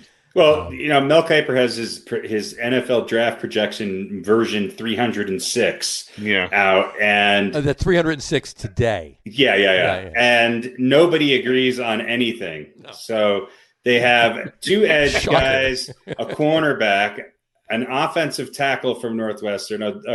2 guys have Rousseau, who's from Miami. Right. I love how this is a new position, edge. Edge. Sounds like a alt porn category. I've heard alt porn. Yeah. I've heard Rousseau's name a lot. I have heard Rousseau's name a lot. I mean, if Jalen Waddle's available, I don't know. Let me ask you a question. Rousseau, Waddle, and Pitts are all on the board at 11. Who are you picking? Silence. And Smith? Did you say Smith? No, Rousseau, Waddle, and Pitts. All 3 are on the board at 11. I think the safe pick is Pitt. I like Waddle.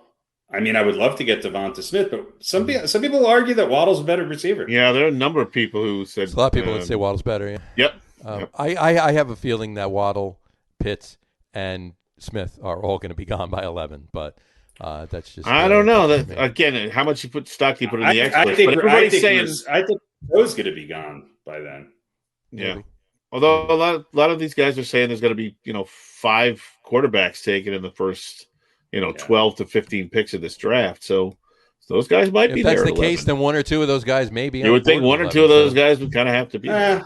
They might take a wide receiver from Georgetown. You never know. Or Duke. Or Harvard. I don't think Georgetown. I would probably. I don't know.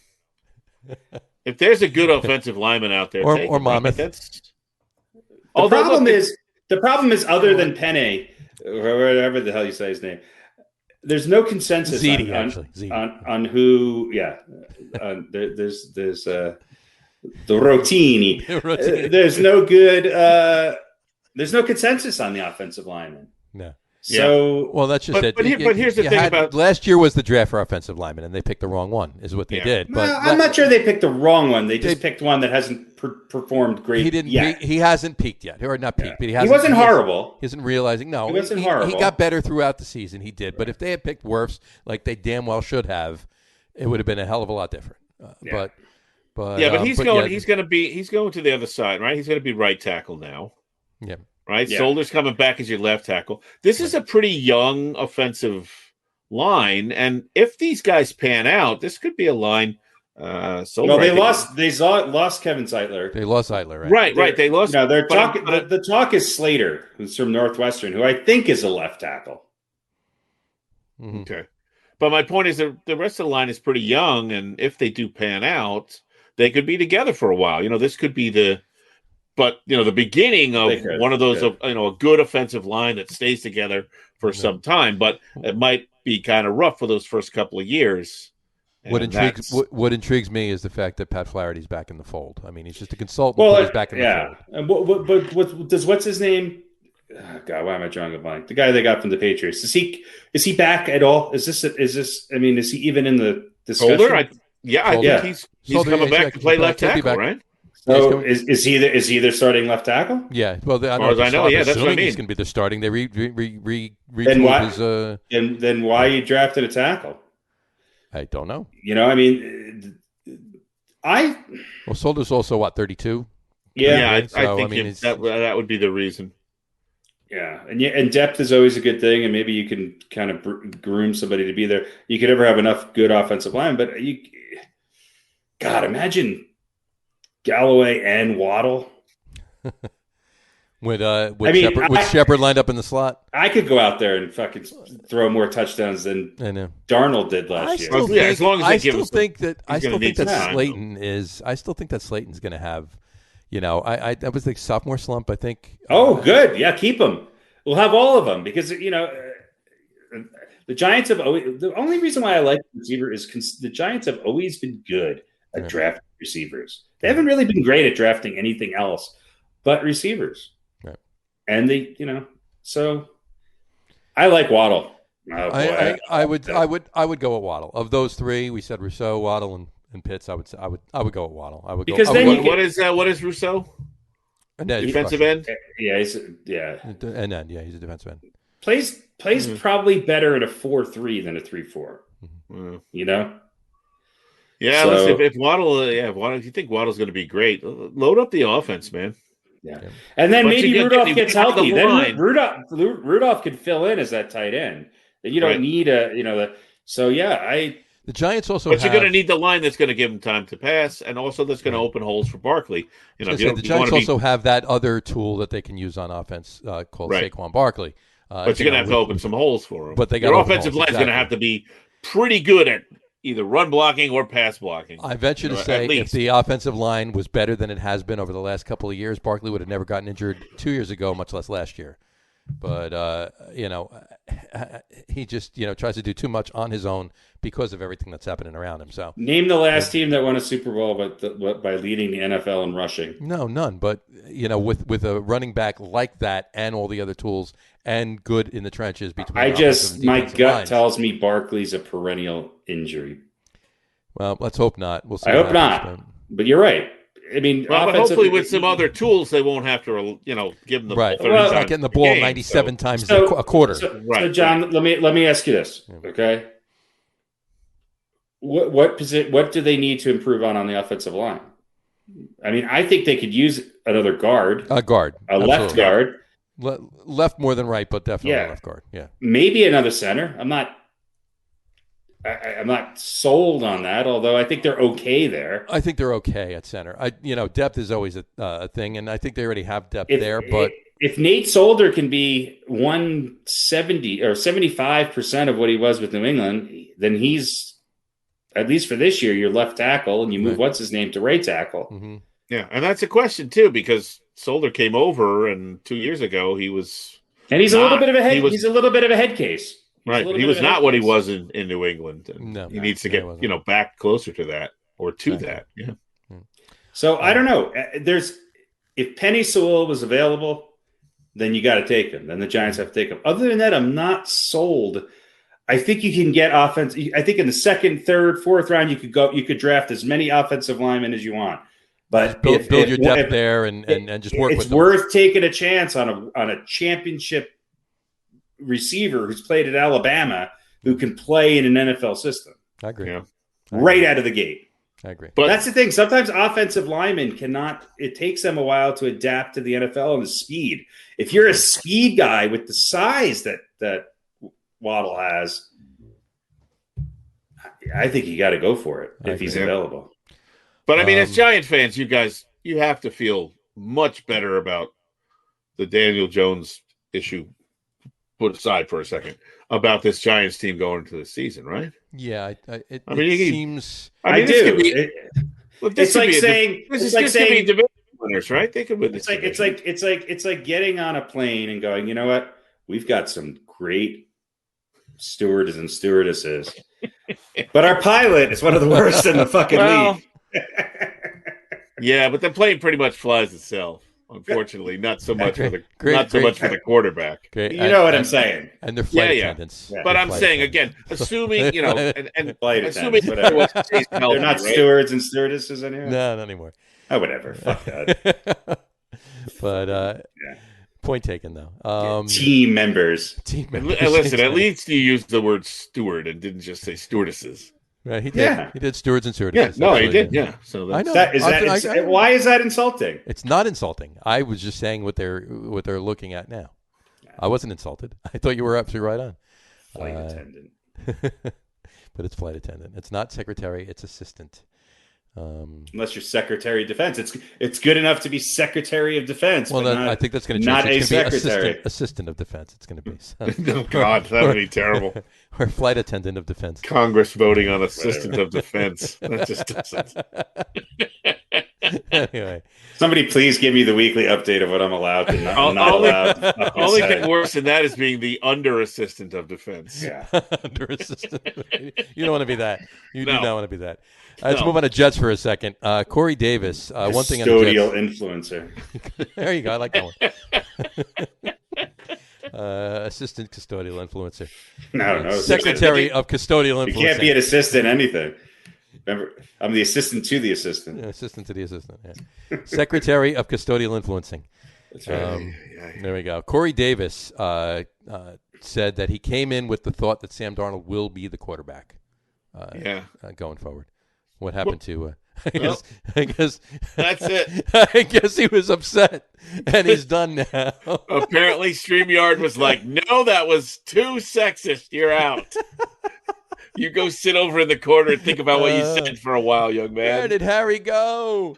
He's got to be back soon, right? Yeah. StreamYard's telling him, "Sorry, you're out, pal." He'll be back.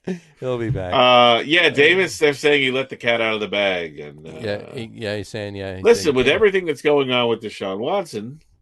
You know what? That's what I was going to bring up, and I really want to get Harry's take on it too. But what do you think about this? I mean, you know what? There's some rumor going around that Deshaun Watson actually started this campaign, if you will, to try and get Houston to say, "Oh, we don't want him anymore. Yeah, get out of here."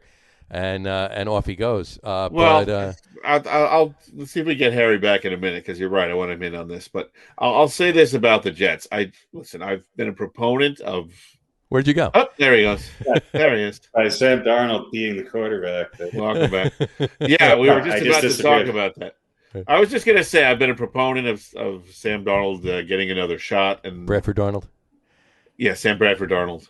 I should just call him Sam, right? Just Sam. Maybe I'll just call everyone Bradford. There you go. Everybody's Bradford.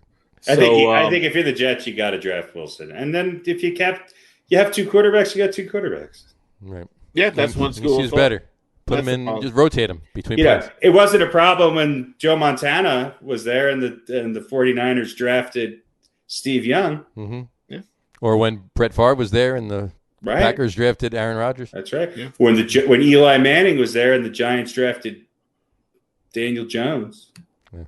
I don't think it's the same All right, thing, so let's talk about Deshaun maybe, Watson. Hopefully it is, but who knows. Let's talk about Deshaun Watson, because that's the really interesting story. Yeah, we want to talk about D. Watts. God damn, what, It's what, 372 civil lawsuits filed now, right? Or allegations. 372 allegations and 150 lawsuits. Right. Here's not the thing. Not one police report, though. No, nothing criminal, just civil. No criminal, all civil. How many massage therapists are there in Houston? Apparently, that's the thing. Just look. This is how I see this, and this is what's mind-boggling to me. If Deshaun Watson is a terrible perv who's trying to get every masseuse to touch his dick, right? And we've never heard anything about this before. That's a pretty incredible story. That could be kept under wraps, right? Right. No pun if intended. it's a complete fabrication by Busby, cooked up by the McNairs, and they're just finding people who are desperate for money because of the pandemic, and they've given a massage, and they're willing to file a civil suit and all that. And now it's, 14 or something now, right? 14 civil suits. But he's not going to stay anyway, so it just hurts their ability to get something for him. But if that's the case, that's also an incredible story. That could be going on, that many people would be willing to just lie, and that Busby would be willing to risk his career. Let me address that. Either way, let me address your first point.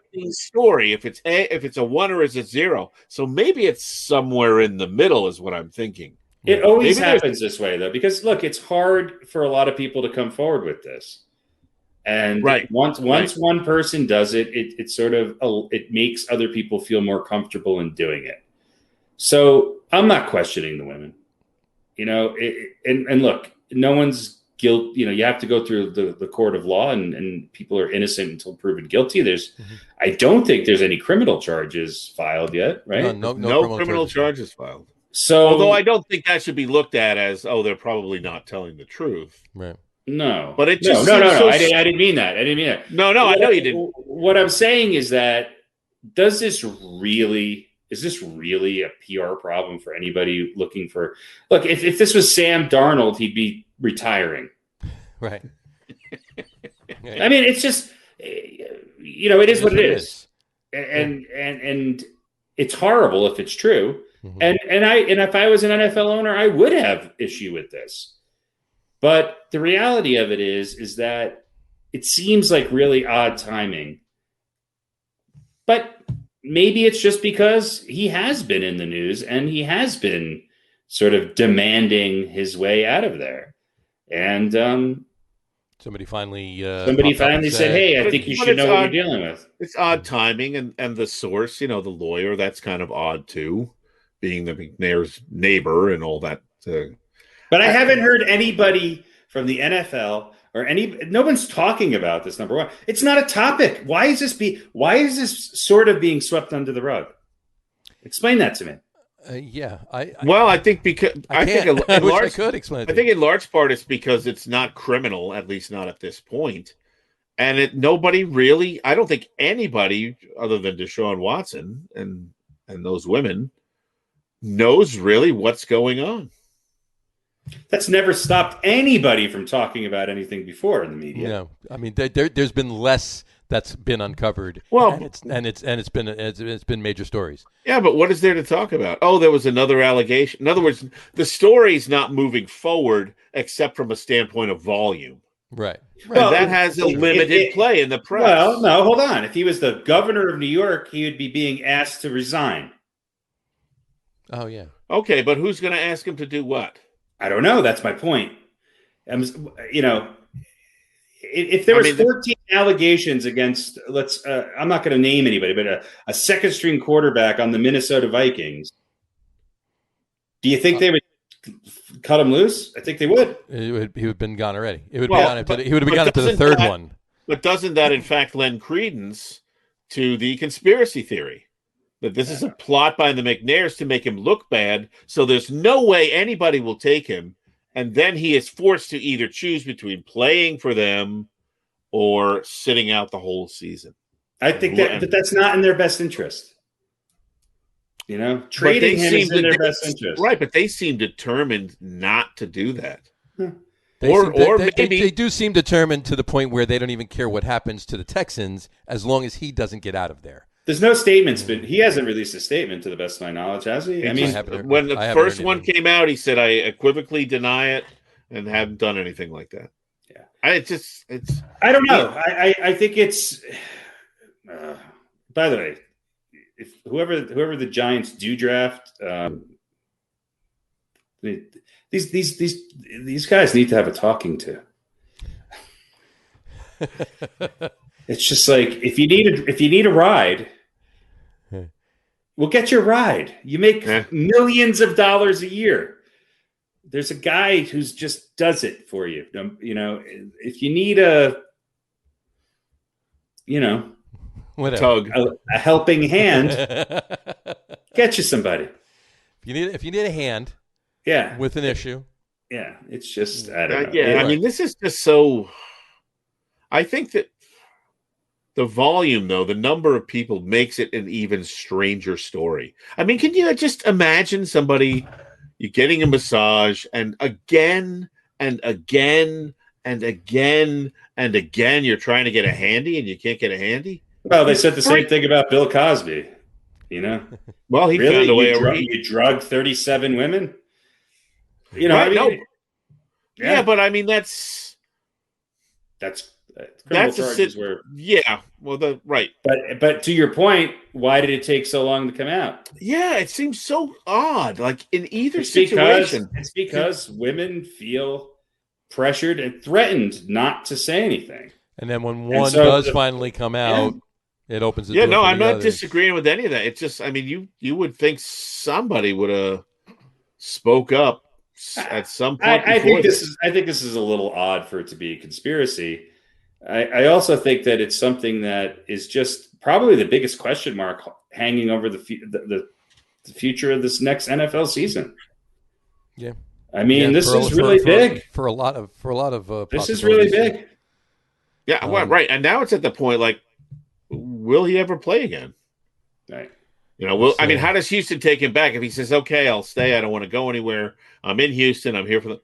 How do they then turn around? You're right, and go, well, okay, so you basically molested or sexually harassed or assaulted, more than a dozen women. But welcome back. You're our starting quarterback. They can't do that, but they're not going to get anything for him because nobody wants to touch him because he's done this to more than a dozen women. Well, so nobody wanted to touch him in the first place. It wouldn't have happened. But right. I mean, that's maybe it's all in how you ask. But in any event, no. Seriously though, if to your point of it being a conspiracy, and I'm not saying that it is, and I'm sure that it's not, more likely than it is. But if it is, if he says, okay, you know what, I'm just going to stay and I'll play in Houston, and then all of a sudden all of these disappear, we're withdrawing the, this, then you kind of say, oh, well, wait a minute here. But I seriously don't think that's going to happen. But no, I don't think so either. The question is, for me, where was he getting his advice on which massage parlors to go to? Because obviously, if that's what he wanted, he was going to. They were coming to him. So this was the same thing as what's his name? Oh, okay. I'm sure they were coming to him. It wasn't like he was going to massage. But they were just like walking down the street and let's see if Sean Watson was going to stop by. I'm sure there's a whole roster on the team's list of people that it was by a point. But my point is, he was in that case, he was using the wrong service, because I'm sure services, right? Again and again and again. You'd think he'd get smart and find another agency. Well, because no one called him out on it. They probably all smiled and either politely declined, or we don't know. Maybe some of them obliged. I don't know. But I'm saying, if that's what he really wanted, you would think he would, call somebody different. The masseuses from agency A are not doing what I actually want them to do. Maybe I'll try somebody else. You know what? You can't speak to his mindset. You can't speak to what he was thinking. If this is all indeed true and this all indeed happened, he wanted what he wanted from who he wanted it from, and he did what he did with who he did it with. And he may have wanted it knowing that maybe the answer was no. Maybe that's, maybe that was part of the challenge, exerting his. Sure. I mean, a lot of times with these behaviors, it has to do with the thrill of not knowing, the thrill of people not. Or maybe being. I mean, he'd want to call a place that he knew it was a sure thing. Yeah. Right. Not consensual. Right. Like, how much of a fucking weirdo perv do you have to be where part of what gets you off is corrupting someone? I'm not going to comment on that, but yeah, I mean, look, the big part of this entire Me Too movement has been behavior that maybe was probably never criminal, or at least brought to that point. Right. And it was under wraps for years and years and years until, bam. Look at the Louis C.K. as an example. Look at a lot of these situations where it does come out in droves. Mm-hmm. I have a feeling that Deshaun Watson is going to sit out this year. I can't say you're wrong. I can't, because I think he would have been traded already. I think Houston was listening to offers and was not getting anything for what they wanted.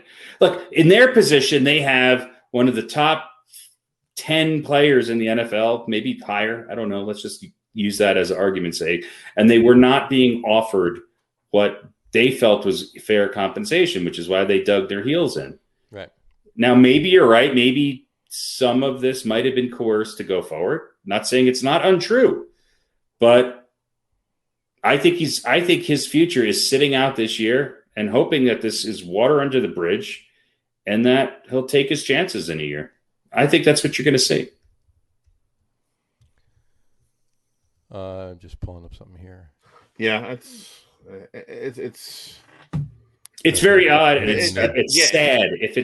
If it's true, which I'm going to assume, there's some validity to this. Yeah. Then I think it's sad. I think it's unfortunate, and I think that it has to go through the proper channels of seeing whether or not this was, a behavior that's detrimental to the team and deserves either discipline by the team or by the NFL, mm-hmm. and B, if this is a criminal act, if this does fall into a criminal activity. Right. I don't know. That's the thing. If there's look, it's a common misperception that, and we get this from TV, right? Where you see the detective and you see the young girl and the detective is going, if you don't press charges, we can't do anything. That's right. Bullshit. They can press charges if they want to, even if the victim says, I don't want to press charges. Right. They usually respect those wishes. But if there's something seriously criminal going on, they don't need the victim's permission to press charges. I don't know in Texas what the law is. I don't understand. Different states, yeah. My point is that criminal or not, it should be dealt with. I agree, but my point is, generally speaking, they're not bound by a victim saying, no, I don't want the law to proceed. Because, and so the reason I say that is if nothing criminal comes out of this, right. it muddies the water even more. Right. It gets harder to believe in toto all of these allegations. Not that none of them ever happened, but it kind of, to me, it casts kind of a shroud over. Well, maybe some of them were coerced. Maybe some of them are 100% true.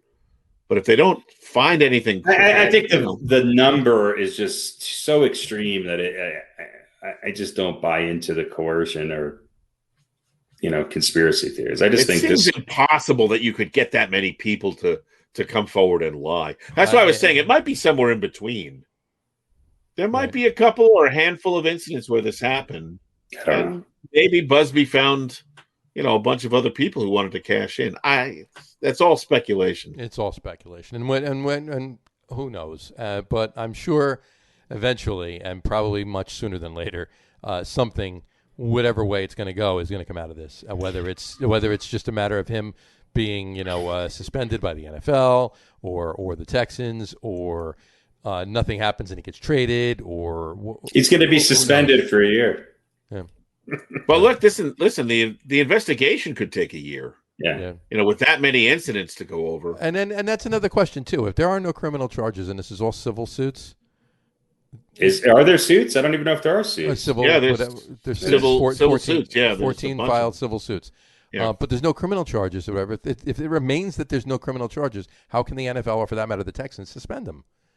Well, they can suspend them just based on Well, if they investigate, and they think that he did it, and they come to the conclusion do their that own he did investigation, I guess. Right, do their own investigation. I mean, look at the Melvin Brooks scenario. I mean, there was no criminal charges filed. He was arrested for DUI, but we don't know what the issue is going to be. But there's no formal charges being filed. But the Broncos and the NFL will probably act on it. What about the safety from the Giants last year? Got arrested for armed robbery down at a party in Florida. The Giants cut him because he was arrested, and then it comes out that it was a hoax and nothing actually happened, and he wasn't even there. And but they already cut him at that point, So and he went to the Patriots and intercepted the ball in the Super Bowl, win the game. No, he didn't do that. Wrong guy, but. It all just proves to me. Can't we get Daniel Jones out of the house more often? We'll take him to dinner one night. I don't know. I don't know what the answer is on this one. It is a sad and odd story. It's sad and odd. Yeah, very odd. I mean, let's get to the bottom of it, and we'll hopefully see how things will rectify itself. We'll see how things go with that. All right. One other thing to wrap up the show. Let's discuss the tourney for a second. Maybe the strangest NCAA tournament ever. Let me throw two quick things at you, and we can talk about one. You got some hockey stuff? No hockey. Football stuff. Thursday night football. Put the crawl back on here. Thursday night football starting in 2023 is going to be on Amazon Prime. Yes, it is. Although apparently it's going to be on Wednesday nights. Thursday night football is moving to Wednesday afternoon. They're going to show the games in the local markets for each week. So it's a national game on Amazon, but it'll be on Amazon Prime. The local network stations will have it. And Monday Night Football is going to be on TikTok. Yeah. It's going to be a series of 8 seconds. Each play is going to be its own clip. Mm-hmm. It's going to be easy from a phone, though. No, it won't be professional. Nobody wants to watch it on television. Fuck that shit. So, but we could talk about the TV contract because it's huge. It is. We can talk about that next week. Do you think Amazon's made any money this year? I don't. Maybe. I'm surprised they didn't buy the whole league. $1 or $2. They should just buy the whole league. I ordered a crate of goats when that podcast started, and they just dropped them off. Pretty sure Amazon could buy all. I'm pretty sure Amazon could buy the entire league of the MLB, NFL, NBA, and NHL right now. Yeah, probably. But and one quick moment of this is awkward. Michael Brockers, a former defensive end for the Rams, has now been traded to the Lions. And so he's going to play with Jared Goff. And when Goff was traded to the Lions, Michael Brockers had some not so complimentary things to say about Jared Goff. Now they're reunited in Detroit. So reunited in a shit. Oh yeah, yeah. He dissed Goff and praised Stafford. Yeah, so happy to have Stafford. Goff was not so good. Goff wasn't the guy. And hey, I'm back with them now. Oh, yeah. So now they're gonna, hey, how's it going, John? Hey, what's up, Dick? So I just thought I'd bring that up. I thought that's pretty funny. Yeah, that falls under. What'd you say? That falls under the that's gotta hurt. Moment of awkwardness. Moment of awkwardness. A moment of awkward. Yeah. Moment of awkwardness. Karma has sharp teeth, so. Biting Michael Brockers right in the ass. Right in the ass. All right. Today's moment of Zen.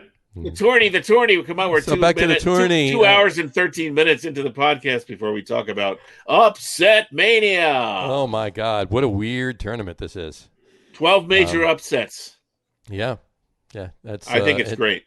I think it is. To me, this is one of the best tournaments ever. 12 major upsets, and I think I've watched a total of 16 minutes. Oh no, I haven't watched any of it. No, I've probably watched about 45 minutes of it. I watched a little on Friday. I watched a little on Saturday. I watched Sunday. I watched most every game on Sunday. Yeah, I watched a lot on Sunday. Right. Here's the question I want to pose. Talking about the Big Ten, they had 9 teams. 8 of them are gone. Right?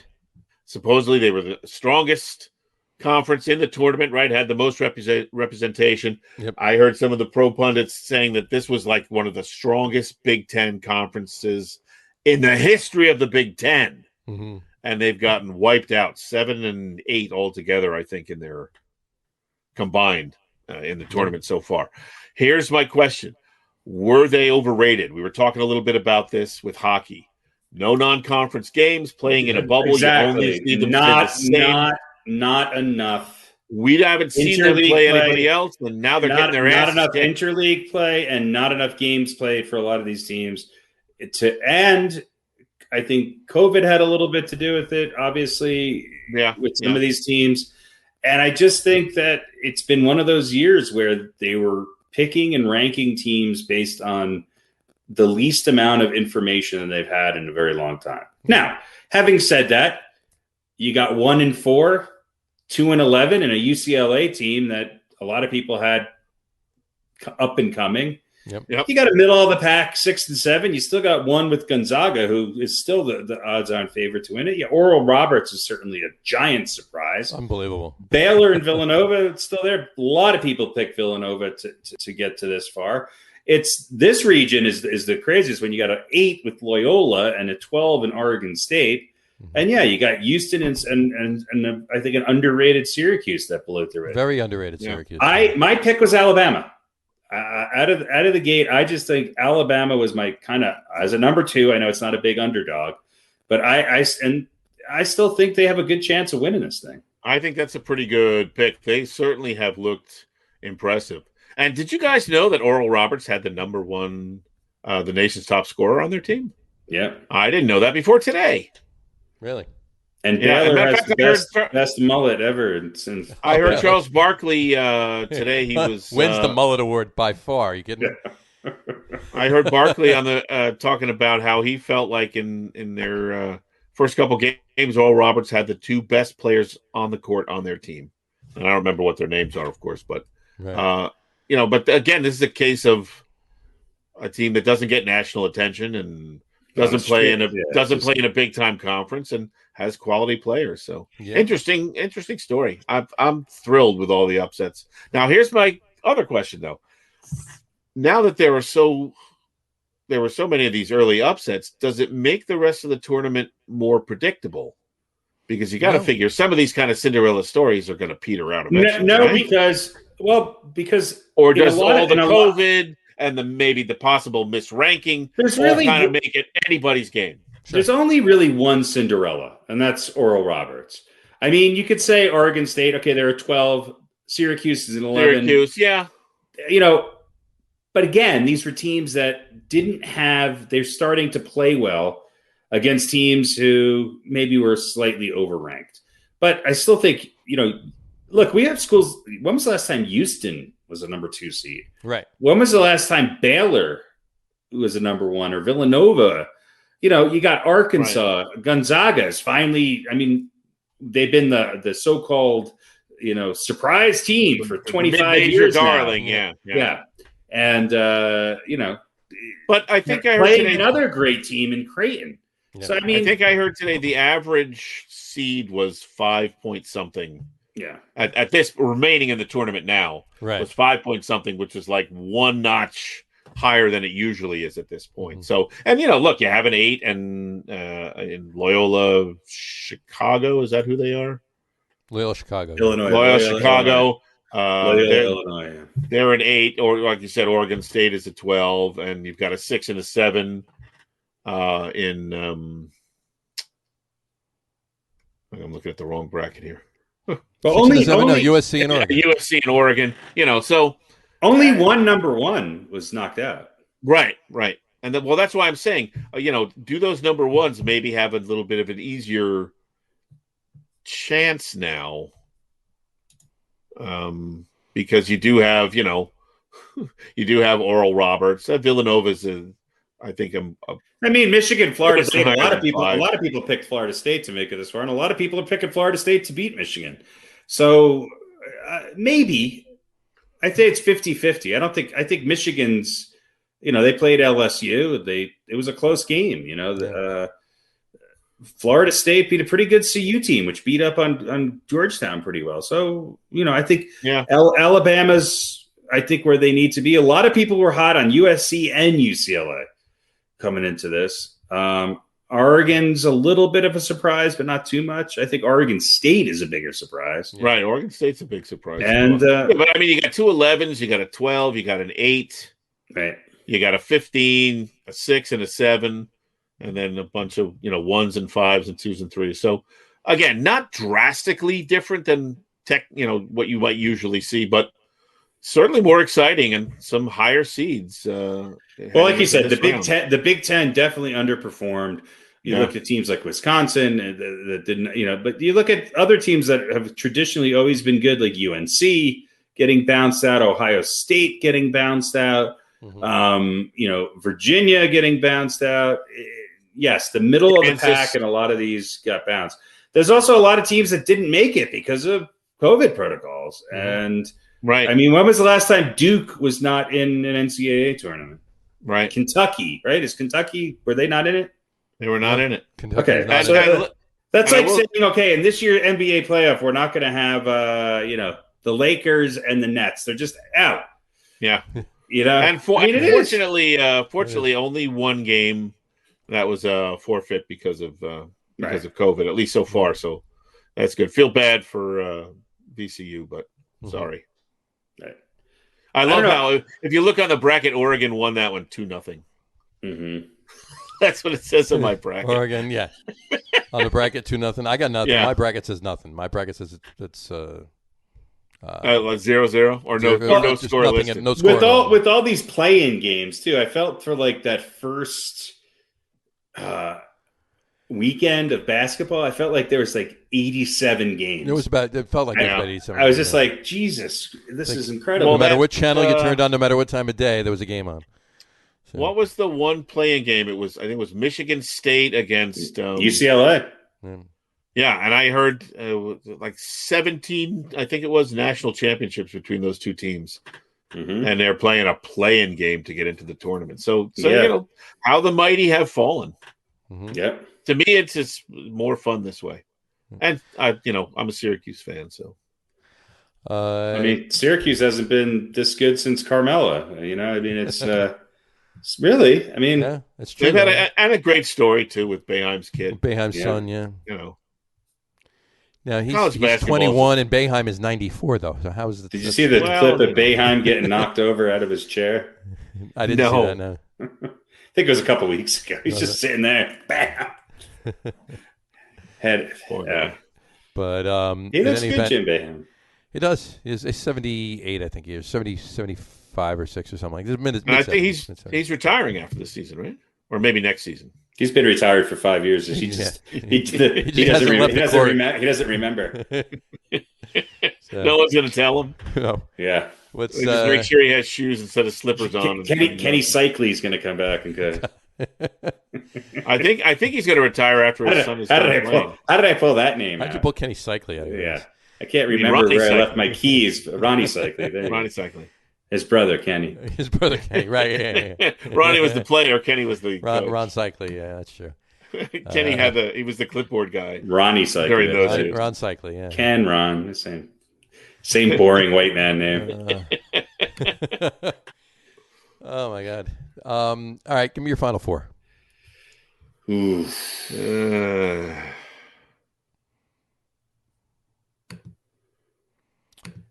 Silence. Well, I'm going to pick Alabama and Michigan, although Florida State's very tempting for me. Alabama. I'm just picking the final 8 here. I think. Oh, you're picking you're going. I think USC is going to beat Oregon. I think Gonzaga goes. I think it's going to be. I got my bracket the way it's. I can't tell who's going to wind up playing who because the bracket's all fucked up. I think it's going to be Gonzaga and Baylor. I mean, Gonzaga and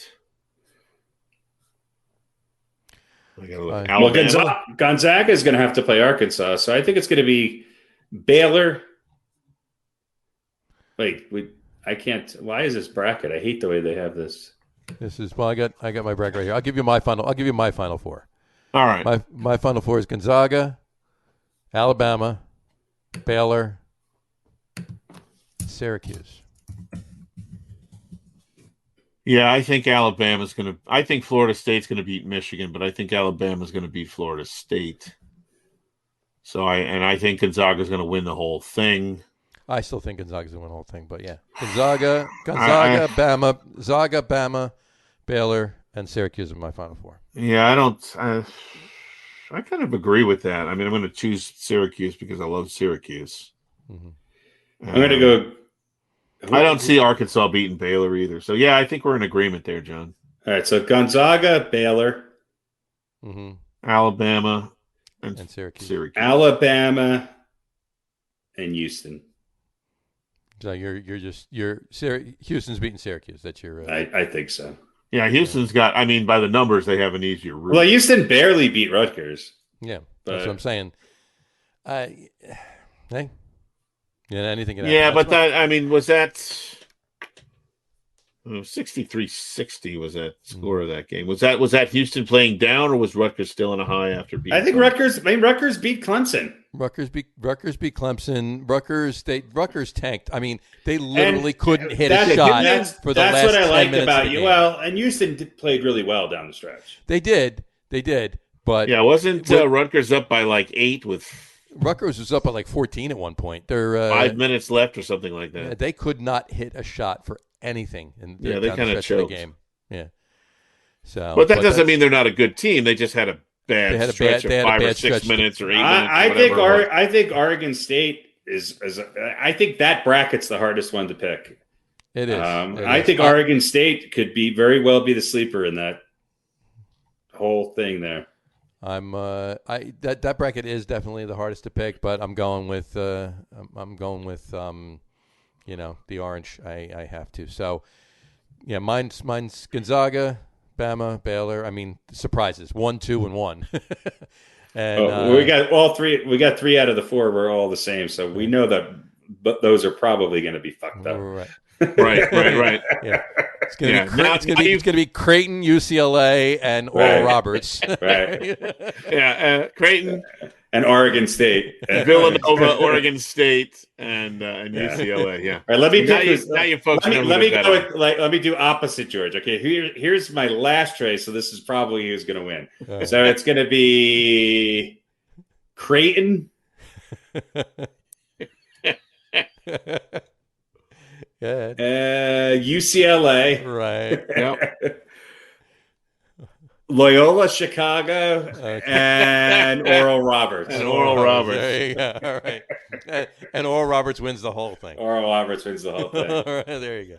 Bringing enrollment in born again Christianity led colleges up to an all-time high. Absolutely. On the well, we'll see. I mean, the Final Four is 3 days after our next weekly podcast. So we can change our seven picks that we just made. No, it's. I'm saying it'll be set by then, so we'll know. We'll know where we stand as far as what our picks for the Final Four would be. We'll know how wrong we were. We'll know how wrong we were, exactly. Oh, how wrong we always are. And on the other side, on the women's side, I just have to ask: is there any shot for any team that's left in the women's side to beat UConn? That's a couple of years ago. You said the same thing, and UConn the mighty finally fell. But I don't know. They look awfully good. God, he's such a great coach. I honestly think that the UConn women could probably beat the Knicks at some point. Well, I love watching women. I love watching the WNBA and women's basketball because it's some of the best shooting you'll ever see, and some of the best, just fundamental basketball. And I'll tell you what, man, the athleticism, much like every other sport, is just off the charts. Paige Beckers threw a no-look pass last night right onto the basket, boom, for a quick layup. It was like my eyes were, holy crap, I saw that. She's like really good. And she's 19 years old. She's she's a freshman, I believe. I think Stanford's got a shot. But I think Stanford's got a shot. Stanford's got a shot. I think that's going to be your championship game right there, Stanford UConn. And there's a stretch, 2 number ones, right? But good year for Michigan schools. Good year for Oregon. Mm-hmm. You know, I mean, yeah. Has there ever been a year when good year for men's and women's team both won both tournaments? Good year for Baylor too. Yeah, absolutely. Baylor's always good in women's basketball. Yeah. But Baylor could easily beat Michigan, and I think they can beat Oregon or Louisville. Yeah, so it's probably going to be, maybe Baylor's going to be. UConn's going to have to go through Baylor if Baylor beats Michigan. So, if they have to play Baylor in the semis and then Stanford in the finals, those are 2 tough games. It's 2 tough games. Definitely 2 tough games. I think they can do it, and I think they will. Well, in years past, they did it by winning by 30. Yeah. So, I mean, at least they've come down to earth a little bit, and there's a little bit more parity in the NCAA women's side. But, UConn women beat Syracuse the other day, 83-47. So, I mean, there's your 36-point differential there. But I think it's Oregon's to lose, but UConn's to lose. But hey, we'll see what happens with that as Maryland just spanked Alabama. Was that yesterday or the day before? 100-64. Yeah. That's a pretty brutal beatdown. That's a brutal beatdown. But anyway, all right.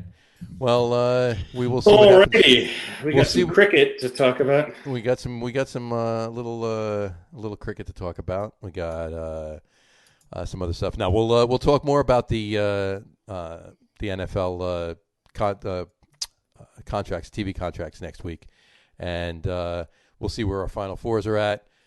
With everything, and and don't forget Friday night we'll have Mets Corner and Yankees Corner too. Now it'll be 2 different podcasts; they won't be at the same time. Please let me know what time. I will. We'll let you know what time. We'll post it up tomorrow, and you can look forward to them on Friday. Lots of good Mets information and Yankees information on each of those. Let me ask you guys one question. Go for it. A prediction: by the time the show ends next week, will Lindor and/or Conforto be signed? I say yes. Okay. One or the other, not both. One or the other, not both. If it's one or the other, I say Lindor, not Conforto. But I have a strange feeling Cohen's going to want to get both of them done before the season starts. Just my guess. I think if it's one or the other, it'll be Conforto. Really? But I'm going to say neither one of them is signed by opening day. You're going to say, or at least both. Not by the you time say neither. Pat says one or the other. Here's the craziest NBA stat of the day, and I'll leave you guys on this. Okay. Kyle Lowry scored 8 points tonight in a Raptors win over the Nuggets. His plus minus, plus 42. That's pretty good.